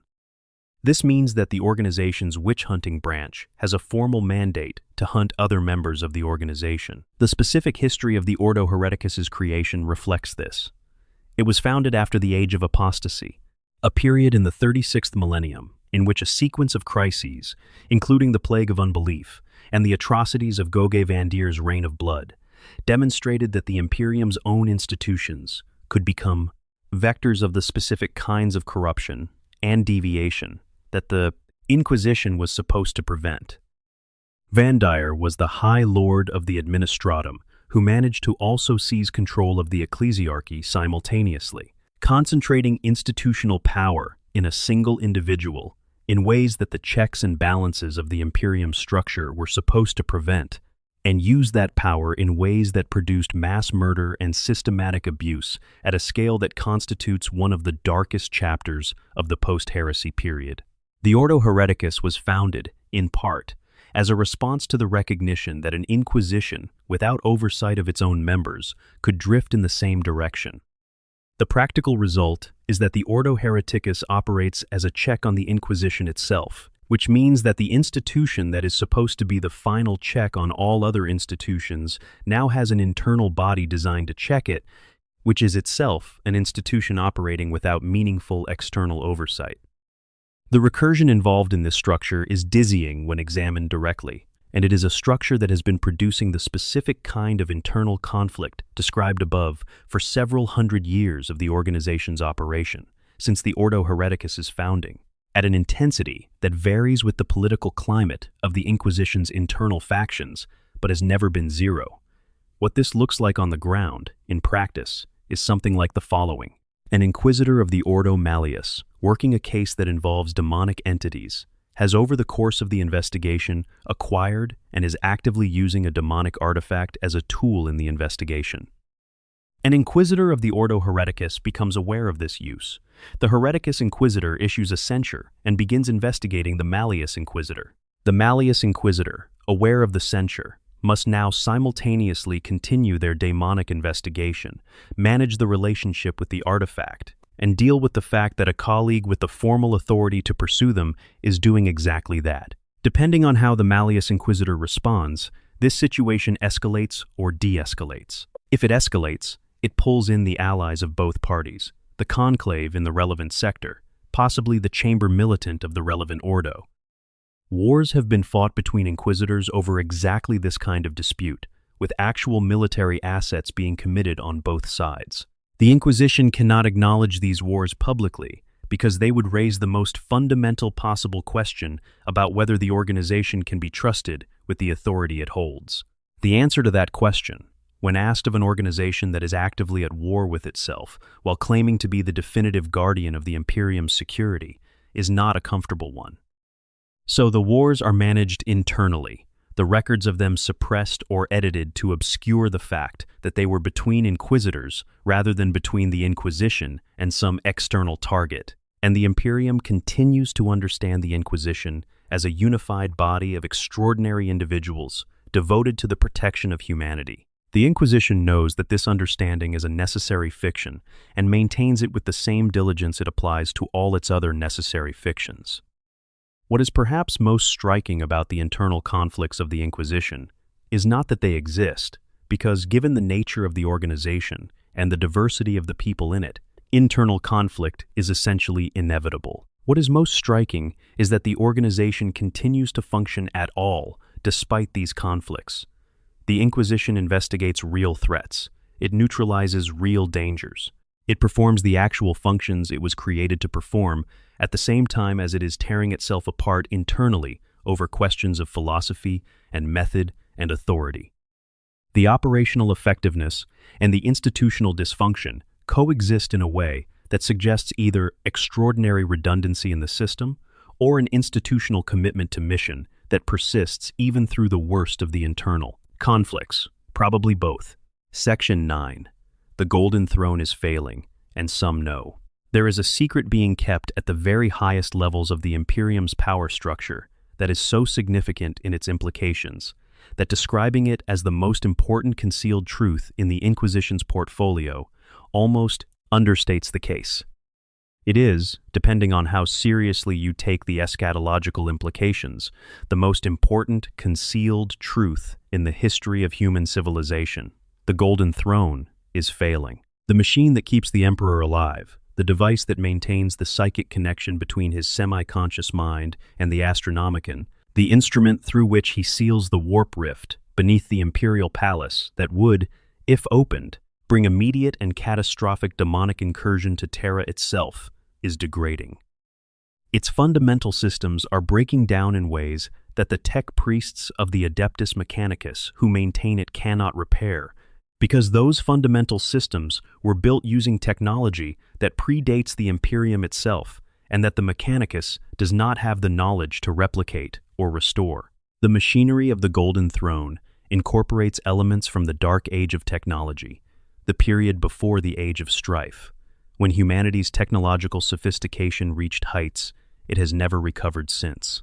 It incorporates Xeno's technology of types that the Mechanicus has never fully cataloged or understood. It incorporates the Emperor's own unique psychic engineering, modifications made to the device's original design to serve functions it was never originally intended to serve, adjustments made during the years before his internment when he had full access to his own capabilities and could modify the machine directly. None of this is replicable by contemporary Mechanicus adepts, who maintain the throne through ritual and rote, replacing components they can identify, and hoping that their interventions do not make things worse rather than better. The components they cannot identify, the ones whose degradation represents the most serious long-term threat to the throne's continued function, are beyond their ability to do anything about at all. The Adeptus Custodes, the Emperor's personal guard, who are never more than a short distance from the throne itself, have known about the degradation for longer than most other institutions. Shield Captain Heraclast Vadrian, in the period after the formation of the Great Rift, sought permission from the Captain General Trajan Valorus to pursue leads that might point towards solutions. Expeditions have been launched. The search for the lost forge world of Morvain, which might have records of the throne's construction, was among them. These expeditions are operated at the highest possible level of secrecy, and their existence and purpose are known to a very small number of people. The Inquisition knows. Not all inquisitors, not most inquisitors, but certain individuals at the highest levels of inquisitorial authority, and certain entire factions whose philosophical positions are directly relevant to the question of what happens next, have known about the throne's degradation for decades or longer. And their response to this knowledge has shaped the Inquisition's internal politics in ways that are visible to anyone who understands the full context of what the various factions are actually working toward. The implications of the throne's failure are, in order of immediacy, as follows. The Emperor dies, not immediately recognizably, because the distinction between the current state of the Emperor, which is essentially that of a living corpse, sustained by machine and psychic input, and actual death is contested among those closest to the situation. But the specific functions his consciousness performs, the maintenance of the Astronomicon and the sealing of the warp rift beneath the palace, cease. The warp rift opens. Terra becomes the site of a demonic incursion that the Custodes and the forces of the Imperial Palace cannot contain indefinitely, though they might be able to slow its progress. The Astronomicon goes dark. Every ship currently in the warp is now navigating without their beacon. Some will find their way out, most will not. And across the million worlds of the Imperium, the news travels at the speed of ships that are no longer reliably reaching their destinations, which means the news barely travels at all. Individual worlds begin to understand, in the months and years after the event, that something has changed in the fundamental structure of the reality they have been inhabiting, and they have no reliable way to know what or to communicate with anyone else who might know. The Inquisition factions that have known about the throne's degradation have each reached their own conclusions about what should be done about it. These conclusions map almost directly onto the existing Puritangent radical division. The Puritan position tends toward the view that the Emperor must not die, and that every available resource should be directed toward preventing the throne's failure through whatever technical means can be found, regardless of cost. The radical positions splinter in interesting directions. The Thorians, who believe that the Emperor's return to mortal form is both desirable and achievable, and that it would represent the salvation of humanity rather than its doom, have been arguing for what amounts to a controlled ending of the throne's life support in order to initiate the process through which the Emperor's psychic essence might be released from the failing machine and reincarnated in a new form. The Harusians, as discussed, have their own plans, which involve trying to create a replacement rather than restoring the original. The Cassiphilians are studying the mechanics of soul transition, with specific focus on the question of how the Emperor's consciousness might be transferred from the dying machine that currently contains it. None of these factions are coordinating with each other. All of them are convinced they have the right answer. And the information that one or another of them might be acting on plans that would, if implemented, either save the Imperium or destroy it in a different way than the throne's simple failure would, is itself being treated as classified information by the Inquisition at large, on the grounds that public knowledge of any of these plans would generate responses in the population and in the other great institutions of the Imperium that would make everything harder. The High Lords of Terra know about the throne's degradation. Their knowledge is officially secret, but the circle of people who hold it has grown over time, as the degradation has progressed, and as the practical consequences have become harder to conceal from people with direct responsibility for the Imperium's governance. The Mechanicus knows, the Custodes certainly know, the Inquisition knows, and none of them, as an institutional matter, have been able to agree on what to do about it, which means the clock continues to run, while the most powerful organizations in the human galaxy hold conferences in restricted locations and reach no decisions. What the Inquisition is doing, more than anything else regarding the throne, is managing the information, preventing the knowledge from spreading below the level where it is currently contained, monitoring the research being conducted by other institutions for signs that their understanding of the situation has advanced to the point where they might reach conclusions that the Inquisition would prefer to make first, and, in the specific case of the radical factions, quietly advancing research programs that they consider relevant to whatever solution they have privately concluded is correct, while making sure that neither the Inquisition's Puritan elements nor any other institution becomes aware of exactly what those programs are. The throne's degradation is the ultimate expression of everything the Inquisition's relationship with truth has been building toward for 10,000 years. A secret so large that keeping it requires not just the suppression of information, but the active management of the most powerful institutions in the galaxy, all of which have their own interests in the situation, and none of which fully trust each other's handling of it. a truth so consequential that telling it would, in the Inquisition's assessment, cause immediate and irreversible harm.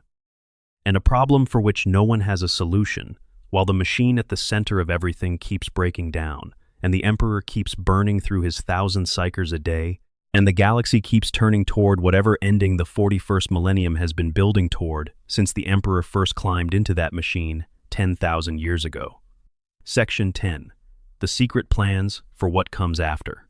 If the Golden Throne is failing and the Inquisition knows it, then the most important question its most consequential members have been wrestling with is not how to prevent the end, but what to do when it comes. This is the deepest level of the Inquisition's hidden politics, the level where factions that present themselves as doing the same thing, protecting humanity from its enemies, are actually working toward profoundly different visions of what humanity's future looks like. And it is the level at which the Inquisition's essential nature as an organization of individuals, rather than a disciplined institution with coherent central direction, produces its most alarming consequences. The Thorian faction is named for Sebastian Thor, the reformist preacher whose work ultimately ended the age of apostasy by building a popular movement that stripped Gog von Deer of his mass support and enabled his eventual removal and execution. Thor was not an inquisitor. He was a religious figure, but his impact on the Imperium was sufficient that an inquisitorial faction, which believed what he believed, that the Emperor works through mortal agents and can be returned to mortal form through a sufficiently prepared vessel, took his name as their designation. The Thorians believed that the Emperor's psychic essence, the accumulated spiritual weight of 10,000 years of godhood maintained by the faith of hundreds of billions of humans, can be channeled into a living mortal. Not just any mortal, but one who has demonstrated through their own nature and their own spiritual development the specific qualities that would allow them to serve as a vessel without being destroyed by what they contain. The Thorians look for these individuals actively.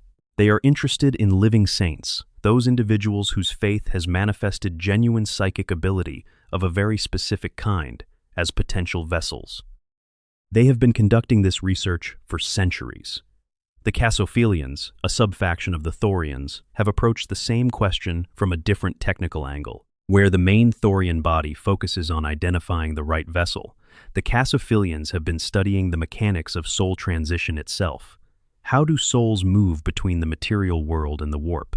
What determines the shape and integrity of a psychic identity after the biological death of its physical host?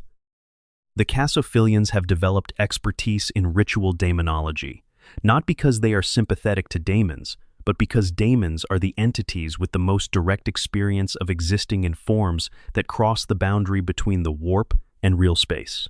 Understanding how a daemon maintains coherence when manifested in a physical host is, in the Casophilian framework, directly relevant to understanding how the Emperor's psychic identity might be channeled into a new physical form without losing the coherence that makes it what it is. This is genuinely significant research, and if it is correct about its fundamental premises, it might represent the most important scientific and metaphysical achievement in the history of human civilization. It might also represent the most catastrophically dangerous research program underway anywhere in the Imperium, depending on whether the premises are right and whether the vessel identified is actually capable of what the theory requires. These are not questions with confirmed answers, and the Thorians and Casophilians are operating without the ability to test their conclusions except by implementing them, which is not a form of quality control that inspires confidence. The Harusians, as discussed previously, have concluded that the correct answer to the question of what comes after is not a restoration of what exists, but a replacement of it, a new being, a created God-Emperor rather than a reborn one. The specific means by which they intend to produce this being are both extremely dangerous and extremely unclear from the available evidence, because the Harusians are the most secretive of the major factions and are operating in an environment where the disclosure of their actual objectives would result in their immediate destruction by almost every other faction in the Madig. Inquisition simultaneously. What is clear is that they believe that the transformation undergone by Horus, which killed Horus but produced something of extraordinary psychic power in the process, is a repeatable process that can be directed rather than allowed to simply consume its subject. Whether any evidence supports this belief is difficult to assess, The Istvanians, unsurprisingly, have a different reading of the situation. Their position on the question of what comes after the throne's failure begins from the same premise as always, that crisis and conflict strengthen the Imperium, and that the resolution of crisis is likely to produce a stronger, more adaptive structure than whatever preceded the crisis. From this premise, some Istvanian thinkers have reached the conclusion that the fall of the Golden Throne, while catastrophically destructive in the short term, might serve a long-term purpose by forcing the adaptation that the Imperium has been unable to make, while it still has the option of simply continuing as it is. This is a position that the Istvanians are very careful about where and to whom they express it, because an inquisitor who is understood to be not merely resigned to the throne's failure, but optimistic about the long-term consequences of that failure, is one who will attract the specific kind of attention that results in summary execution.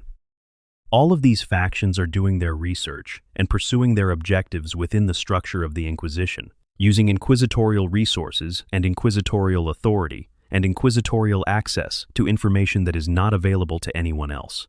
They are each convinced that they are working in the best interests of humanity. They are each, in the ways specific to their own position, working toward outcomes that the others would consider catastrophic. And none of them are sharing their full conclusions with each other, the Inquisition's hierarchy, or the other great institutions of the Imperium that are simultaneously wrestling with the same underlying problem.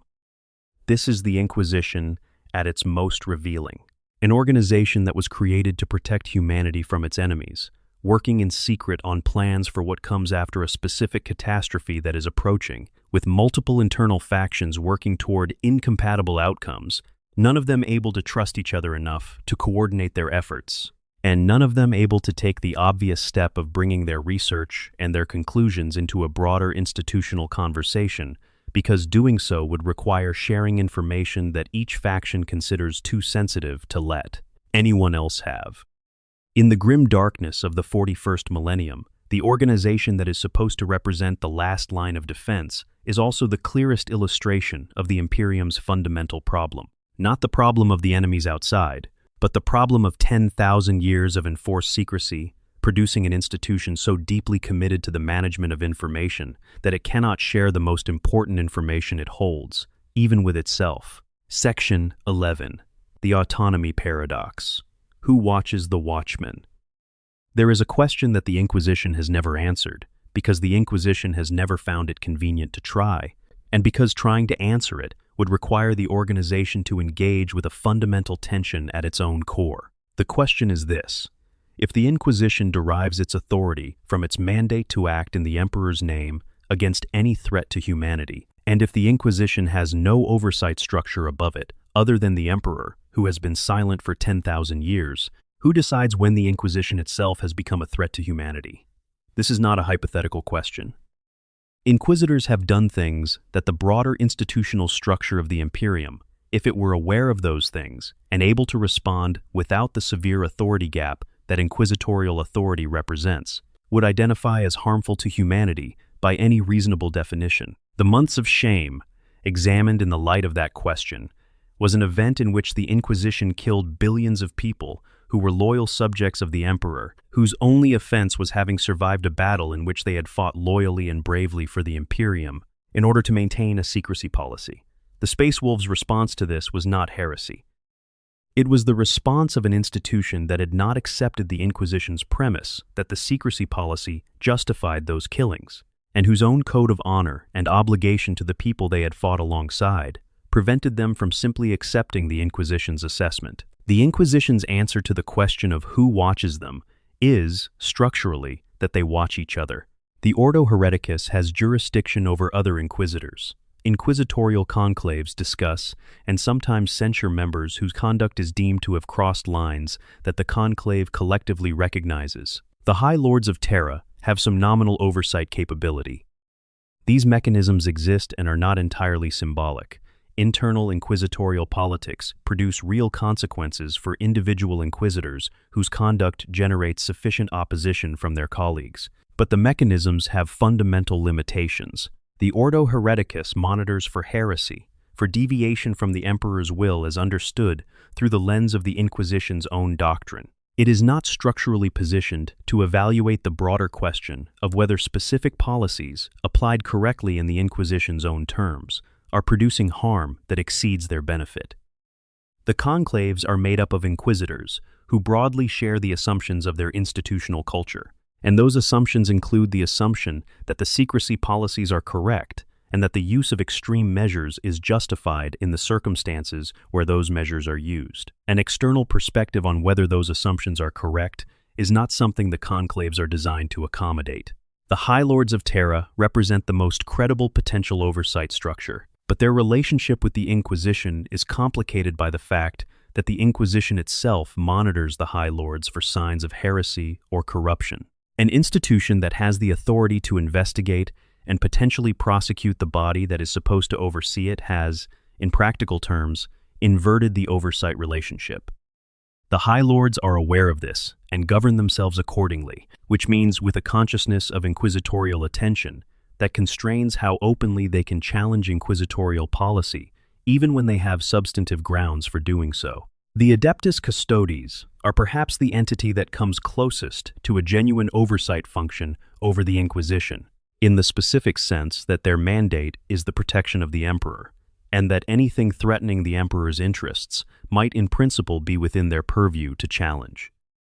But the Custodes' mandate is so focused on the Emperor's immediate security and the integrity of the imperial palace that they have historically not engaged with the broader question of whether the Inquisition's policies are correct in a general sense. And the Custodes, emerging in force into the wider galaxy, the more active post-Great Rift posture of the Captain General, represents a change in the institution that is still too recent and too uncertain in its implications to have produced clear precedent about how it affects the Inquisition's effective independence. The practical result of all of this is that the Inquisition operates, in the 41st millennium, as the most powerful institution in the Imperium without effective external oversight, with an internal oversight mechanism that monitors for heresy rather than for harm, and with a 10,000-year institutional culture so deeply committed to its current methods and assumptions that serious internal challenge to those methods and assumptions is itself treated as a potential symptom of the sorbi, deviation from duty that the Ordo Hereticus is supposed to detect and punish. There have been those within the Inquisition who have pointed this out.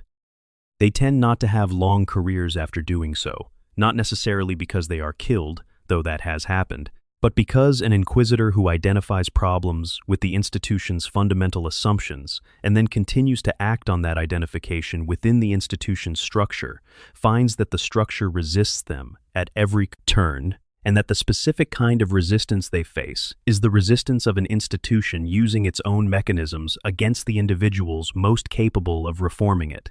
The paradox of oversight is not unique to the Inquisition. It is a structural problem that any institution powerful enough to be genuinely difficult to oversee will eventually face. What is specific to the Inquisition is the stakes. An institution with the authority to destroy planets and kill billions of people and suppress historical records and mind-wipe witnesses and fight civil wars against loyal Space Marine chapters operating without effective oversight is an institution whose potential for harm is bounded only by the internal commitments and judgment of its individual members. Those commitments and that judgment are, in the case of most inquisitors, genuine and serious. But genuine and serious commitment to a mission does not guarantee correct judgment about how to execute that mission. And in 10,000 years of operation, the Inquisition has made errors whose costs are measured in worlds and in billions of lives, without ever being required by any external force to account for those errors in any meaningful way. Section 12, what it all means. The Imperium built on hidden horror. We have traveled a long way through the dark together, through the suppressed truth of chaos and what it is and what it feeds on, through the secret existence of the Grey Knights and the policy of killing witnesses to maintain that secret, through the black ships and what they actually carry, and what the Astronomican's maintenance actually costs, through the worlds quietly ended by exterminatus and the records quietly reshaped to fill the space where those worlds used to be, through the months of shame and what they reveal about what happens when the Inquisition's logic is applied to loyal heroes, through the radical factions and the internal wars that the Inquisition conducts against itself, while simultaneously claiming to be the Imperium's unified last line of defense. Through the failing Golden Throne and the secret competing plans for what comes after. Through the autonomy paradox and the question of who, if anyone, can be trusted to watch the Watchmen. What do all of these things, taken together, tell us about the Imperium of Man? They tell us that it is a civilization built on a specific kind of horror, not the horror of external threat, which the Imperium is extremely good at acknowledging and confronting and sacrificing itself to manage, but the horror of internal truth, the horror of what the structure that enables all the confronting and sacrificing actually is, how it actually works, what it actually costs, and what the people running it actually believe about the people they are ostensibly serving. The Imperium exists to protect humanity. This is not a lie. The people doing the work of the Inquisition, the individuals who became inquisitors and devoted their lives and their mental health and their capacity for ordinary human connection to the investigation and neutralization of existential threats, are not, in the overwhelming majority of cases, cynical manipulators serving their own interests at the expense of the people around them. They are genuinely committed to something they understand as the protection of humanity. But the structure of the protection involves choices that are, in aggregate, appalling. Choices made, in each individual instance, with justifications that are not entirely without merit. Choices that follow from premises that are not entirely without supporting evidence. Choices that the institution has made so many times, over so long a period, that they have ceased to feel like choices and have become simply the way things are done. The thousands of psychers dying daily for the choir, the witnesses mind-wiped or killed, the world's exterminaticid, the heroes of Armageddon sterilized and worked to death. The internal wars that consume the resources of an organization, the galaxy, desperately needs to be functioning. The failing throne and the competing secret plans and the absence of any mechanism by which the competing plans can be evaluated or resolved before it is too late. What makes the Inquisition philosophically interesting? What makes it one of the most compelling institutional concepts in all of speculative fiction is that it does not permit simple moral judgment. You cannot say the Inquisition is simply evil and be accurate. You cannot say it is simply necessary and be sufficient. You can say that it is an institution doing genuinely terrible things, in service of a genuinely important mission, operating under conditions of genuine necessity, with a genuine track record of preventing catastrophes whose prevention justifies, by the institution's own logic, the methods used. And you can say that this is also exactly what an institution engaged in a slow corruption of its own values over 10,000 years would look like from the inside. The Inquisition's secrets are not just secrets about specific things it has done or specific knowledge it has suppressed. They are secrets about what it is, about what kind of organization has been the Imperium's most powerful protective institution for 10,000 years, about what the act of protection, at the scale and under the conditions the Imperium operates, actually requires, and what it does to the people who provide it, and what it does to the civilization that depends on it, without knowing what it is really built on. The ordinary citizen of the Imperium prays to the Emperor every morning. They pay their tithes and fulfill their duties, and trust that the institutions above them are doing what they say they are doing, which is protecting humanity from the things that would destroy it. They are not wrong to trust that something is being done.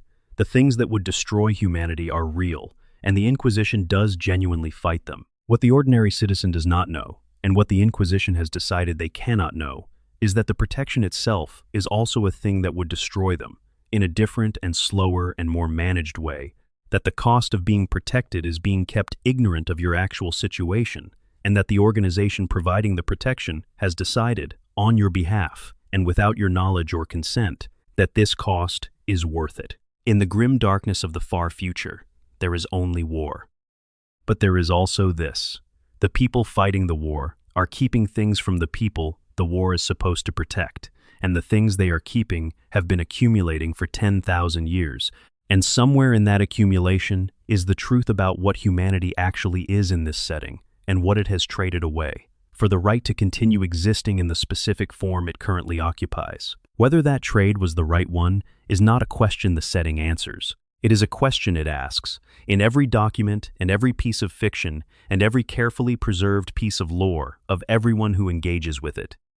What the Inquisition is hiding from the Imperium is, in the end, a version of the Imperium itself. The version that would be visible if all the suppressions were lifted, and all the mind wipes reversed, and all the records restored to their complete form. An Imperium that looks, in that light, significantly different from the one its citizens believe they inhabit. Not so different that it becomes unrecognizable, but different enough that the recognition, if it came, would change things.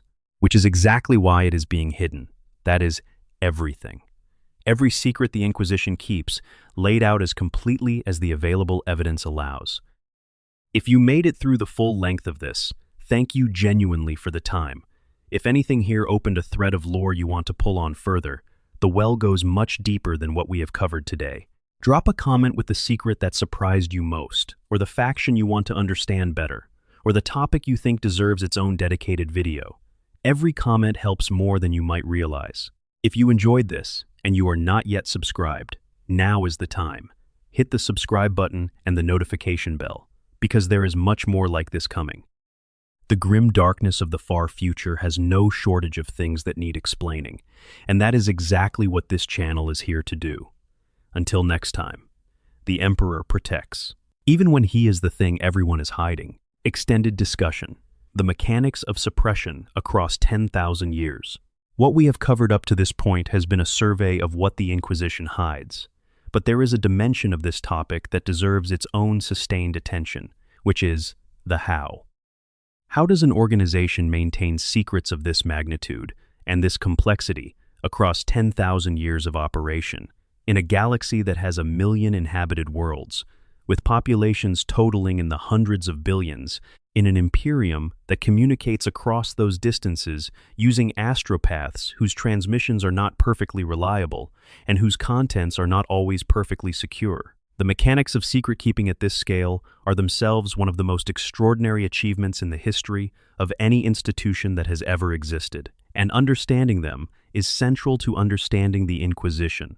The first and most fundamental mechanism is institutional culture. The Inquisition does not maintain its secrets primarily through external enforcement, though external enforcement exists and is applied when necessary. It maintains them primarily because the people within it have been trained, from the earliest stages of their development as inquisitorial agents, to understand why the secrets must be kept, and to internalize that understanding as a value rather than merely a rule. An interrogator, the junior rank below full inquisitor that represents the training period for new members of the organization, spends years working under a mentor who is already a full inquisitor before being considered for elevation to that rank. During those years, they are not merely learning techniques and accumulating experience. They are being shaped in their fundamental assumptions about the world, about the nature of the threats they face, about the relationship between the organization they serve and the people that organization is supposed to protect. By the time an interrogator is elevated to full inquisitor, they have been educated in the specific worldview that produces the Inquisition's characteristic approach to information. They do not keep secrets because they have been told to. They keep them because they genuinely believe that keeping them is the correct thing to do. This cultural mechanism is extraordinarily robust against the kind of ideological drift that tends to erode the commitments of institutions over time, because it is refreshed with every new generation of inquisitors. The training is not perfect, and every generation produces individuals who reach conclusions that deviate from the institutional norm in one direction or another. The radicals, as discussed, represent one form of deviation. But the fundamental commitment to the principle that information must be managed, that the population cannot be trusted with the full complexity of their situation, is something the training instills with remarkable consistency. An inquisitor who abandons this principle in its entirety is not merely breaking a rule. They are, in the view of their colleagues, demonstrating a fundamental failure of the understanding that makes an inquisitor an inquisitor. The second mechanism is the mind wipe, the telepathic or surgical removal of specific memories from individuals who have acquired knowledge that the Inquisition considers dangerous. This is a capability that the Inquisition has invested heavily in developing and maintaining over the millennia, And it is available in forms ranging from crude brute force wiping that leaves the subject disoriented and personality altered, to highly sophisticated selective removal that targets specific memories while leaving the rest of the person's consciousness intact. The cruder forms are used when time is limited or when the subject is not considered valuable enough to warrant the more careful approach. The sophisticated forms are used when the subject is someone whose skills, relationships, or social position make it important that they continue to function normally in the world, but whose specific memories of something they have encountered represent an unacceptable risk.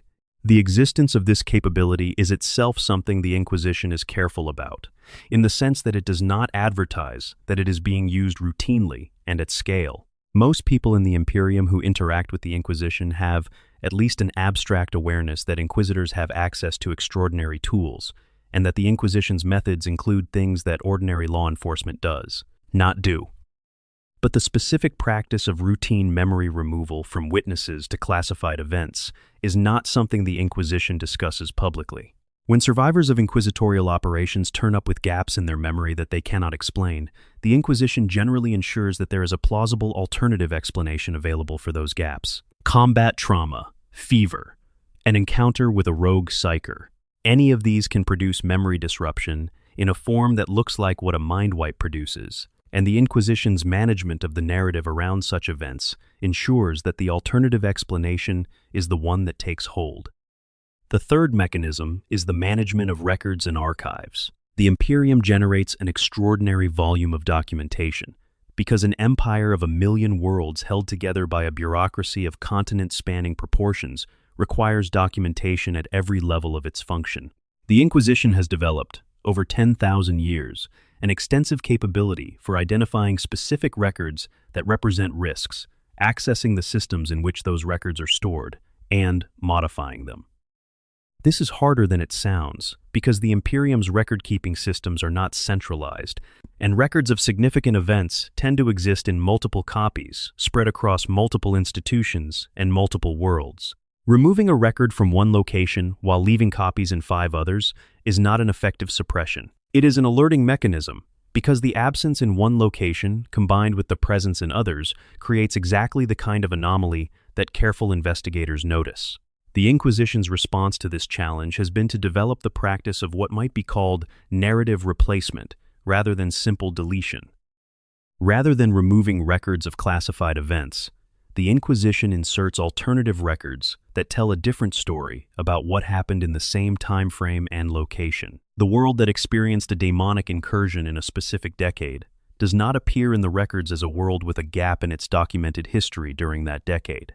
It appears as a world that experienced an unusual outbreak of some documented disease, or a severe weather event, or a military engagement with a Xenos raiding force. The shape of something happening is preserved. The specific content of what happened is replaced. This is harder to detect than simple deletion because it satisfies the narrative instinct that says things should have explanations, and the explanations provided are consistent with the kind of events that do occur regularly and do get documented. The fourth mechanism is the use of classified designations and access restrictions. The Inquisition's internal archives, which contain the actual records of events that the public record has been edited to obscure, are protected by layers of access restriction that limit which inquisitors can see which information. Not every inquisitor has access to every classified archive. The most sensitive records are accessible only to inquisitor lords and above, which in practice means a very small number of individuals at any given time. This layered access structure means that even a thorough compromise of a lower-level inquisitorial archive would not expose the most sensitive material, because that material is not in the archive being compromised. It is somewhere else, in a more restricted location, accessible to a smaller group of people who are typically more experienced and more capable of detecting and resisting attempts to access their records. The fifth mechanism is the most extreme and the most direct, which is the physical elimination of individuals who have acquired dangerous information and cannot be managed by any of the other mechanisms. Mind wiping does not work on everyone. Some individuals resist the procedure, either because of natural psychic resilience or because they have prepared themselves against it using techniques that do exist and are not entirely obscure. Some individuals are in social positions where disappearing them or leaving them with visible gaps in their memory would create more questions than it would suppress.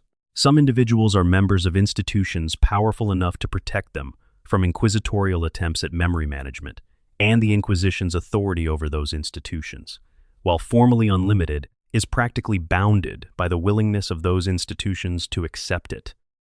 For these individuals, when they represent genuine risks to classified information rather than merely theoretical inconveniences, the Inquisition uses the most straightforward available method. They disappear, sometimes with cover stories, sometimes with staged deaths from plausible causes, sometimes simply and without ceremony, leaving behind only a gap in the social fabric of wherever they lived that is filled in around by the people left behind, the way gaps in social fabrics always are, with stories and theories and the eventual acceptance that some things do not have explanations you can find. The sixth and final mechanism, and the one that makes all the others sustainable over a period of 10,000 years, is the structure of the Inquisition's relationship with the other great institutions of the Imperium: the Administratum, the Ecclesiarchy, the Adeptus Mechanicus, the High Lords themselves. All of these institutions have been integrated, over the millennia, into a relationship with the Inquisition that produces a degree of institutional complicity in the management of the secrets the Inquisition keeps. Not always knowing complicity, not always voluntary complicity, but a pattern of behavior in which the great institutions of the Imperium have, consistently and repeatedly, accepted the Inquisition's management of sensitive information without demanding access to it or accountability for how it is used. This acceptance is partly a product of the Inquisition's formal authority, which makes non-acceptance a very costly proposition. It is partly a product of the institutional recognition, genuinely held by most of the major inquisitorial adepta, that the Inquisition's mandate is necessary, even if its methods are uncomfortable. And it is partly a product of the very human tendency present in institutions as in individuals to not look too closely at things you do not want to know about, and that you have given yourself plausible reasons to believe someone else is handling competently. Extended discussion: the cost carried by those who know. There is an aspect of the Inquisition's hidden life that receives less attention than the institutional politics and the historical events, but that is, for understanding the Inquisition as a human organization rather than merely as a power structure, perhaps the most important. The cost carried by the individuals within it. What does it do to a person to know what an inquisitor knows? What does it do to someone to carry, across a career that might span decades or even centuries, for inquisitors, with access to life extension technology, the accumulated weight of the suppressed truth about the universe they inhabit and the institution they serve? The Inquisition selects for individuals with exceptional resilience. The training process is, among its many other functions, an extended evaluation of whether a candidate is capable of handling the specific psychological demands of the role. An interrogator who cannot manage the dissonance between what they know and what they are required to present to the world, who cannot perform the necessary maintenance of false certainty about things that are genuinely uncertain, and false normalcy about things that are genuinely horrific, does not become an inquisitor. The selection process, informal as it is because the Inquisition has no standardized formal selection procedure, consistently produces individuals who have demonstrated a specific capacity for compartmentalization and for functioning effectively under the weight of deeply uncomfortable truths. But selection for resilience is not the same as resilience being unlimited. Inquisitors are human beings, or were human beings, before whatever augmentations and modifications and extended lifespans have put distance between their current state and the baseline of their origin. They experience the events of their investigations directly and personally. They see demonic incursions at close range, not as a briefing document, but as a physical reality in which the wrong move or the wrong second of hesitation or the slight failure of concentration in the middle of a psychic battle has consequences that are immediate and terrible. They make decisions in real time about who lives and who is sacrificed and whose memories need to be taken and whose existence constitutes a risk that cannot be managed any other way. And they carry those decisions, all of them, for the rest of their careers, because the Inquisition has no mechanism for institutional processing of the things its members do and experience. There are no debriefs aimed at psychological support. There are no therapists. There is only the next investigation, the next decision, the next weight added to whatever is already there. The response to this accumulation varies enormously by individual. Some inquisitors develop the specific kind of emotional cauterization that the lore describes, a state in which the decisions that once required conscious moral effort have become so routine that they no longer require that effort, no longer feel like decisions at all, but simply like implementation of well-established procedure. This is functional, in the sense that it allows continued operation. It is also deeply concerning, in the sense that the emotional cauterization that removes the experience of moral weight from decisions of vast consequence is not a neutral adaptation. It changes the decision-making process in ways that are not always visible from inside the process, because the person making the decision no longer has access to the full range of information that feeling the weight of it would provide. Other inquisitors, the ones who either resist cauterization or who reach its limits and break through them, carry the weight explicitly and consciously, as a form of penance or at least of acknowledgement. They remember the specific faces of the people they have killed who did not deserve to die in any straightforward moral accounting.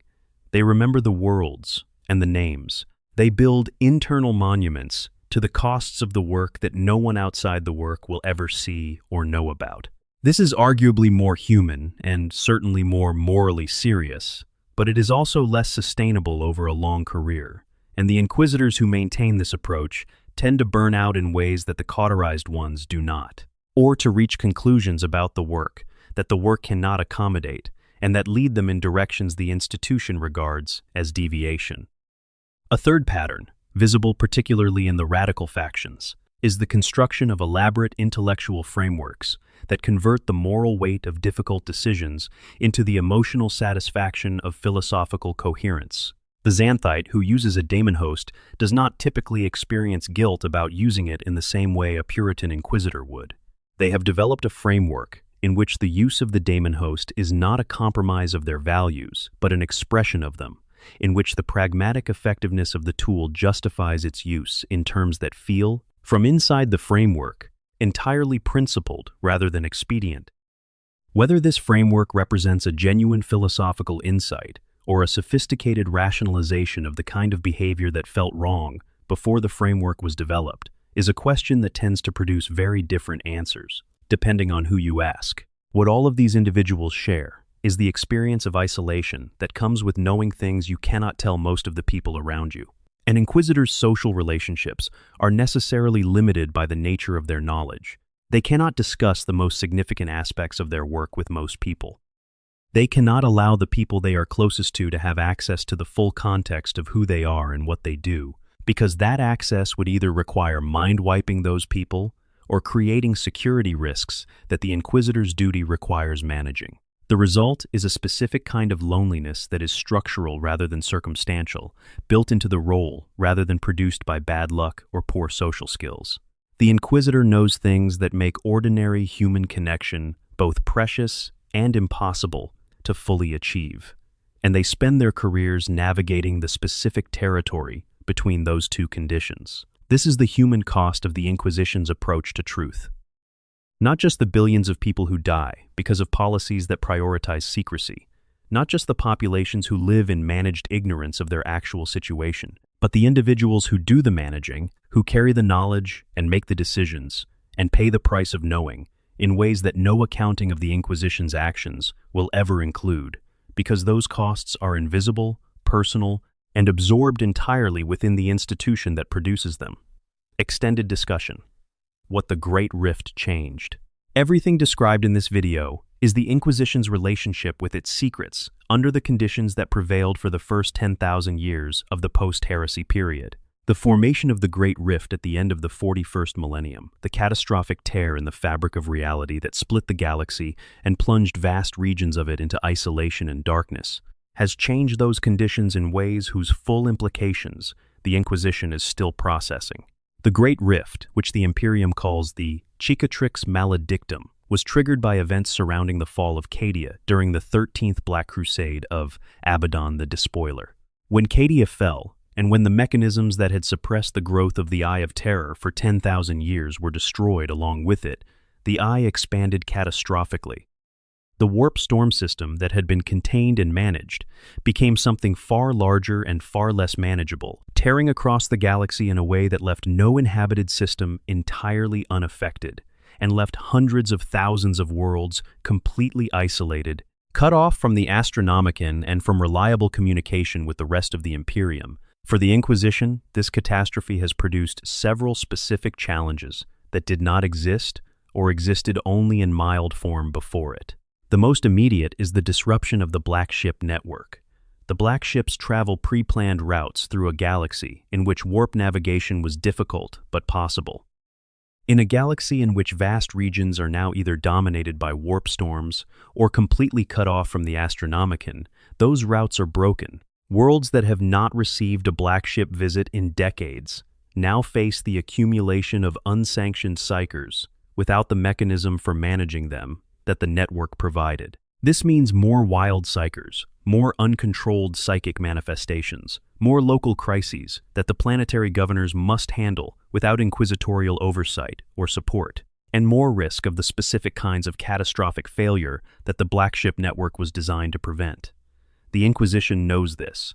It does not have a comprehensive solution. The Great Rift also shattered much of the elaborate narrative management that the Inquisition had been maintaining. Worlds isolated from the rest of the Imperium are worlds where the Inquisition cannot reach to manage witnesses or replace records or perform any of the other maintenance functions that keep the suppression structure intact. Whatever happened on those worlds during the years of isolation, whatever witnesses exist, and whatever records were made, and whatever conversations were had about the things people saw and experienced, the Inquisition cannot get to it. The galaxy-spanning suppression system has been disrupted at exactly the moment when the events requiring suppression are, by most measures, more dramatic and more frequent than they have been in thousands of years. Roboute Guillemot's return and the Indomitus Crusade have added another dimension of complexity. The Primarch's reintegration into the political structure of the Imperium represents the arrival of an individual with authority that potentially rivals the Inquisition's own, and with a perspective on the Imperium's situation that is, at least initially, significantly less committed to the information management policies that the Inquisition has been implementing for 10,000 years. Guillemot is documented as being appalled by much of what he found in the 41st millennium's Imperium. His public expressions of this appallment suggest someone who is asking, or at least beginning to ask, questions about the systems of the Imperium that the Inquisition has historically been very successful at discouraging. Whether Guillemot's presence ultimately changes the Inquisition's relationship with the truths it manages is one of the most interesting open questions in the current state of the 40K setting. A Primarch with the authority and the inclination to demand transparency from the Inquisition, backed by the Adeptus Custodes who are now operating in the wider galaxy in ways they historically did not, represents something the Inquisition has not had to manage for 10 millennia. The Inquisition's response to this challenge will likely define the shape of its institutional evolution for whatever period the Imperium has remaining. And understanding that response requires understanding everything that has been laid out here, because the Inquisition's management of Guillemot's challenge is the management of the same fundamental tension it has been managing since the beginning, the tension between the truth and the version of the truth that the institution has decided is safe for people to know. In the grim darkness of the far future, the Inquisition continues its work. The secrets continue to be kept. The costs continue to accumulate. And somewhere in the distance, the machine that holds everything together continues to fail, one component at a time. While the most powerful organization in the Imperium writes reports and holds conclaves and hunts its own members, and does everything except the one thing that might actually change the situation, which is to tell the truth in full to the people whose lives and worlds and futures depend on decisions being made in their name, but without their knowledge. Whether that truth, if it were told, would actually help anything is genuinely uncertain. The Inquisition might be right that it would not. The history of institutions is not reassuring on the question of what populations do when they discover that the structures they trusted have been managing their understanding of their situation in ways they never consented to. But the history of institutions is also not reassuring on the question of what happens when those structures try to keep managing indefinitely and find that the management itself becomes the crisis. The Inquisition is the Imperium's most powerful secret. And now you know it. Extended discussion. The Drukhari bargain and Xenos complicity in Imperial secrets. One of the most disturbing implications buried within the full scope of what the Inquisition manages is the degree to which the secrecy structure of the Imperium sometimes requires the Inquisition to maintain relationships with entities it officially considers existential threats. The Eldar, both the craft-world Eldari and the more unsettling presence of the Dark Eldar, known as the Drukhari, have at various points in the lore been described as holding information about the Imperium's situation that the Inquisition would very much prefer to suppress, but that those entities have declined to allow to be suppressed. The specific case of the Cabal, an ancient alliance of alien psychers and other non-human entities that has operated in the background of galactic politics for far longer than the Imperium has existed, illustrates how far outside the official narrative the actual management of existential information sometimes goes. The Cabal, as revealed in the Horus Heresy novel Legion by Dan Abnett, had reached a conclusion about chaos that contradicts the Inquisition's most fundamental premise. Their analysis suggested that the only path to the permanent defeat of chaos was the complete destruction of humanity, because humanity's psychic output feeds the chaos gods, and removing humanity from the equation would eventually starve those gods back into irrelevance. This conclusion, if correct, would mean that the Inquisition's entire project, protecting humanity so that humanity can continue to exist and continue to resist chaos, is not merely ineffective, but is actively counterproductive, prolonging the chaos god's power rather than diminishing it. The Inquisition is aware of the Cabal's conclusions and is aware of the argument. It has not found the argument compelling, for reasons that include both the obvious point that an analysis recommending humanity's extinction is not one that humans are well positioned to accept, even if it turns out to be correct, and the less obvious point that the Cabal's track record of long-range prediction, while impressive, is not perfect, and the specific claim about chaos deprivation has not been tested in any form that would validate or invalidate it. The Inquisition has also assessed the Cabal's motivations with appropriate skepticism, because an alliance of non-human entities recommending humanity's extinction could be engaged in an extremely sophisticated long-term manipulation, rather than a sincere attempt to help. The two possibilities are not distinguishable from the available evidence, and the Inquisition tends to assume the worst about entities that are not human. But the existence of the argument, and the existence of the Cabal and similar non-human entities who possess genuine long-range knowledge about the chaos situation that the Inquisition does not have, creates a specific kind of problem that does not fit neatly into the Inquisition's information management framework. The Inquisition can manage what humans know. It can manage the records and the witnesses and the survivors. It cannot manage what the Eldari know, or what the Necrons know, or what other ancient entities, who have been observing the galaxy's situation for millions of years, know, and have decided to share with specific humans in specific contexts. The galaxy has information flows that do not pass through any institution the Inquisition controls, and those flows sometimes carry things that the Inquisition would very much prefer to intercept. The response to this problem has been the development of relationships that the Inquisition would never acknowledge publicly, but that its most senior members maintain pragmatically. Inquisitors with specific mandates in the area of Xenos intelligence maintain channels of communication with certain Eldari Farseer conclaves that are not officially sanctioned by the Inquisition's doctrine, but that are tolerated, because they provide access to information that is genuinely useful. The Death Watch, the chamber militant of the Ordo Xenos, officially exists to kill alien threats, but has a more complicated relationship in practice with certain Xenos species, whose opposition to chaos is aligned with the Imperium's. These relationships are managed at levels of classification that only the most senior Inquisitors and the Grandmasters of the relevant chapters can access, and they are described in documents whose classification level has no name in any publicly available inquisitorial lexicon. The Eldar's knowledge of the galaxy's future, Their farseers' access to prophetic visions that describe events thousands of years ahead in terms that are specific enough to be actionable represents perhaps the most direct challenge to the Inquisition's claim to be the Imperium's information authority. The farseers know things. They share some of them with some inquisitors under some circumstances.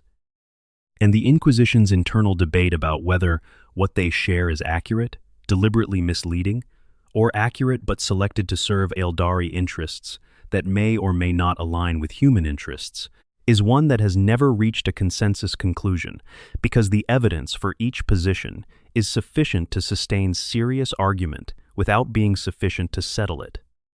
Extended discussion, the Custodes and what they know, that even the Inquisition doesn't.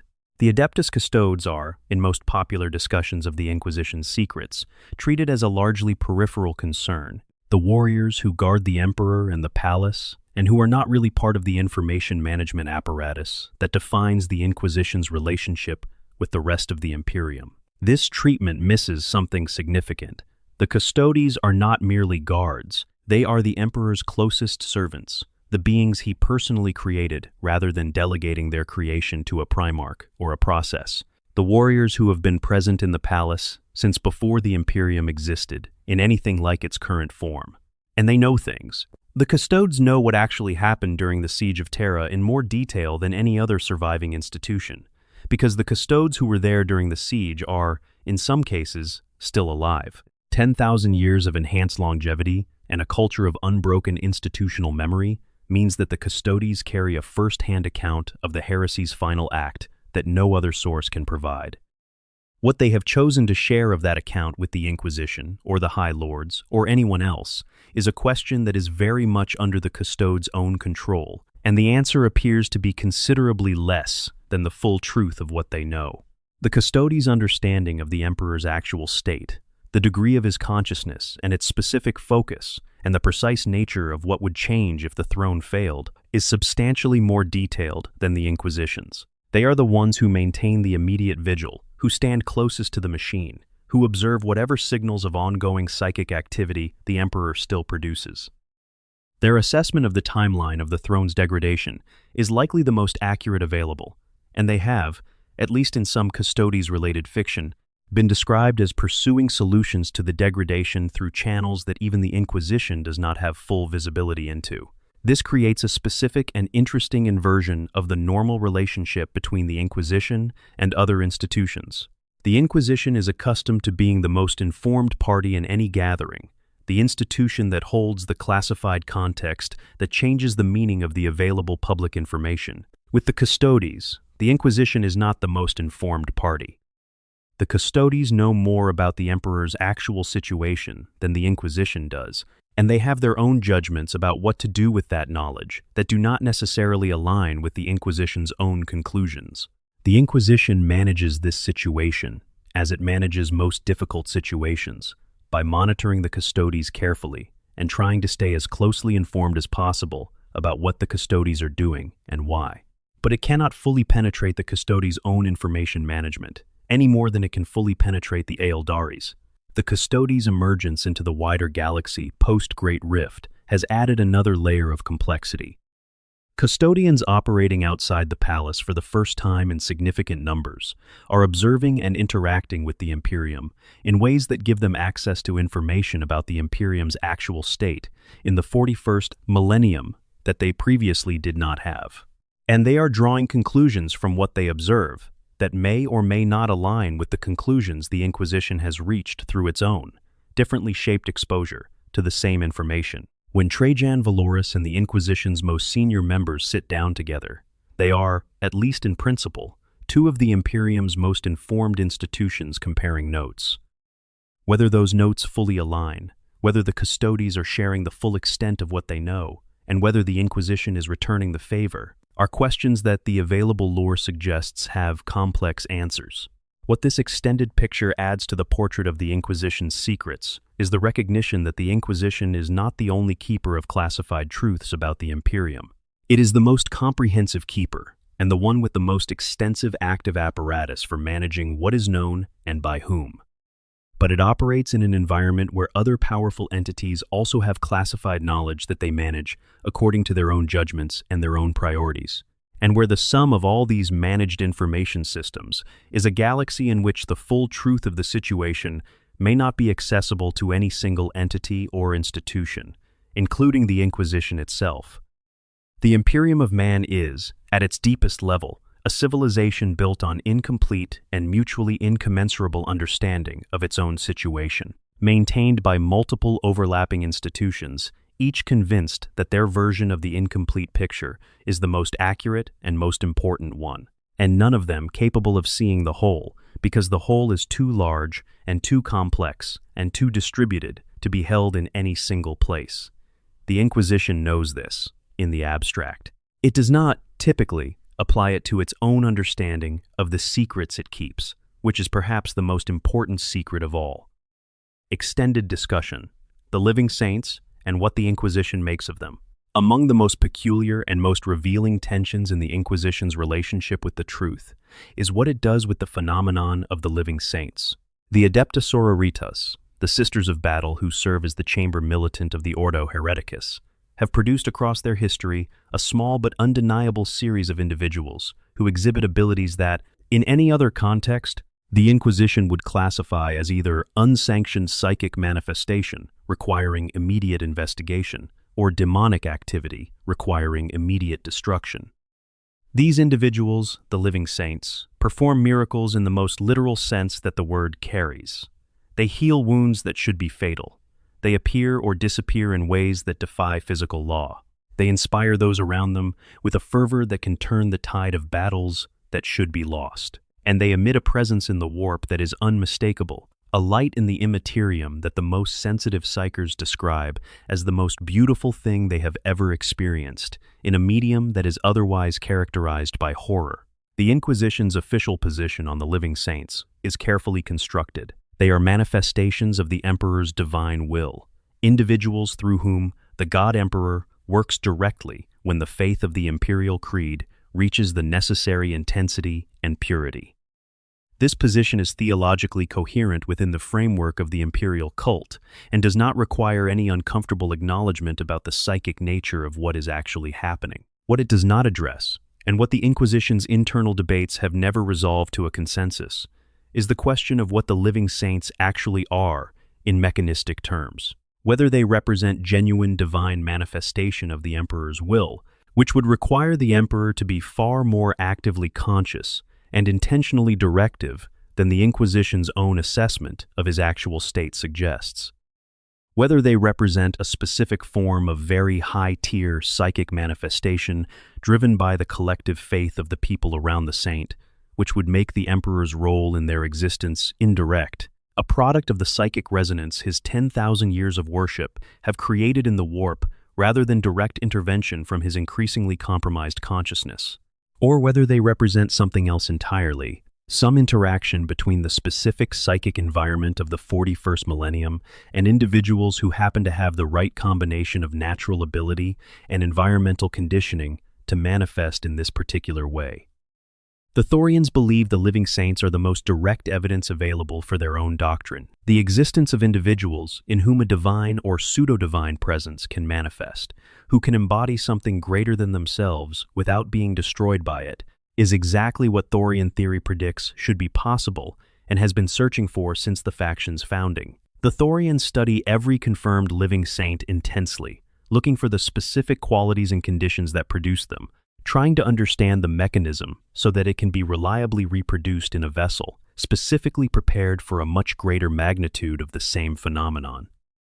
Their interest in the living saints is, from the outside, indistinguishable from the Inquisition's standard interest in anomalous phenomena. From the inside, it is driven by the Thorian conclusion that these individuals are proof of concept for the Emperor's restoration.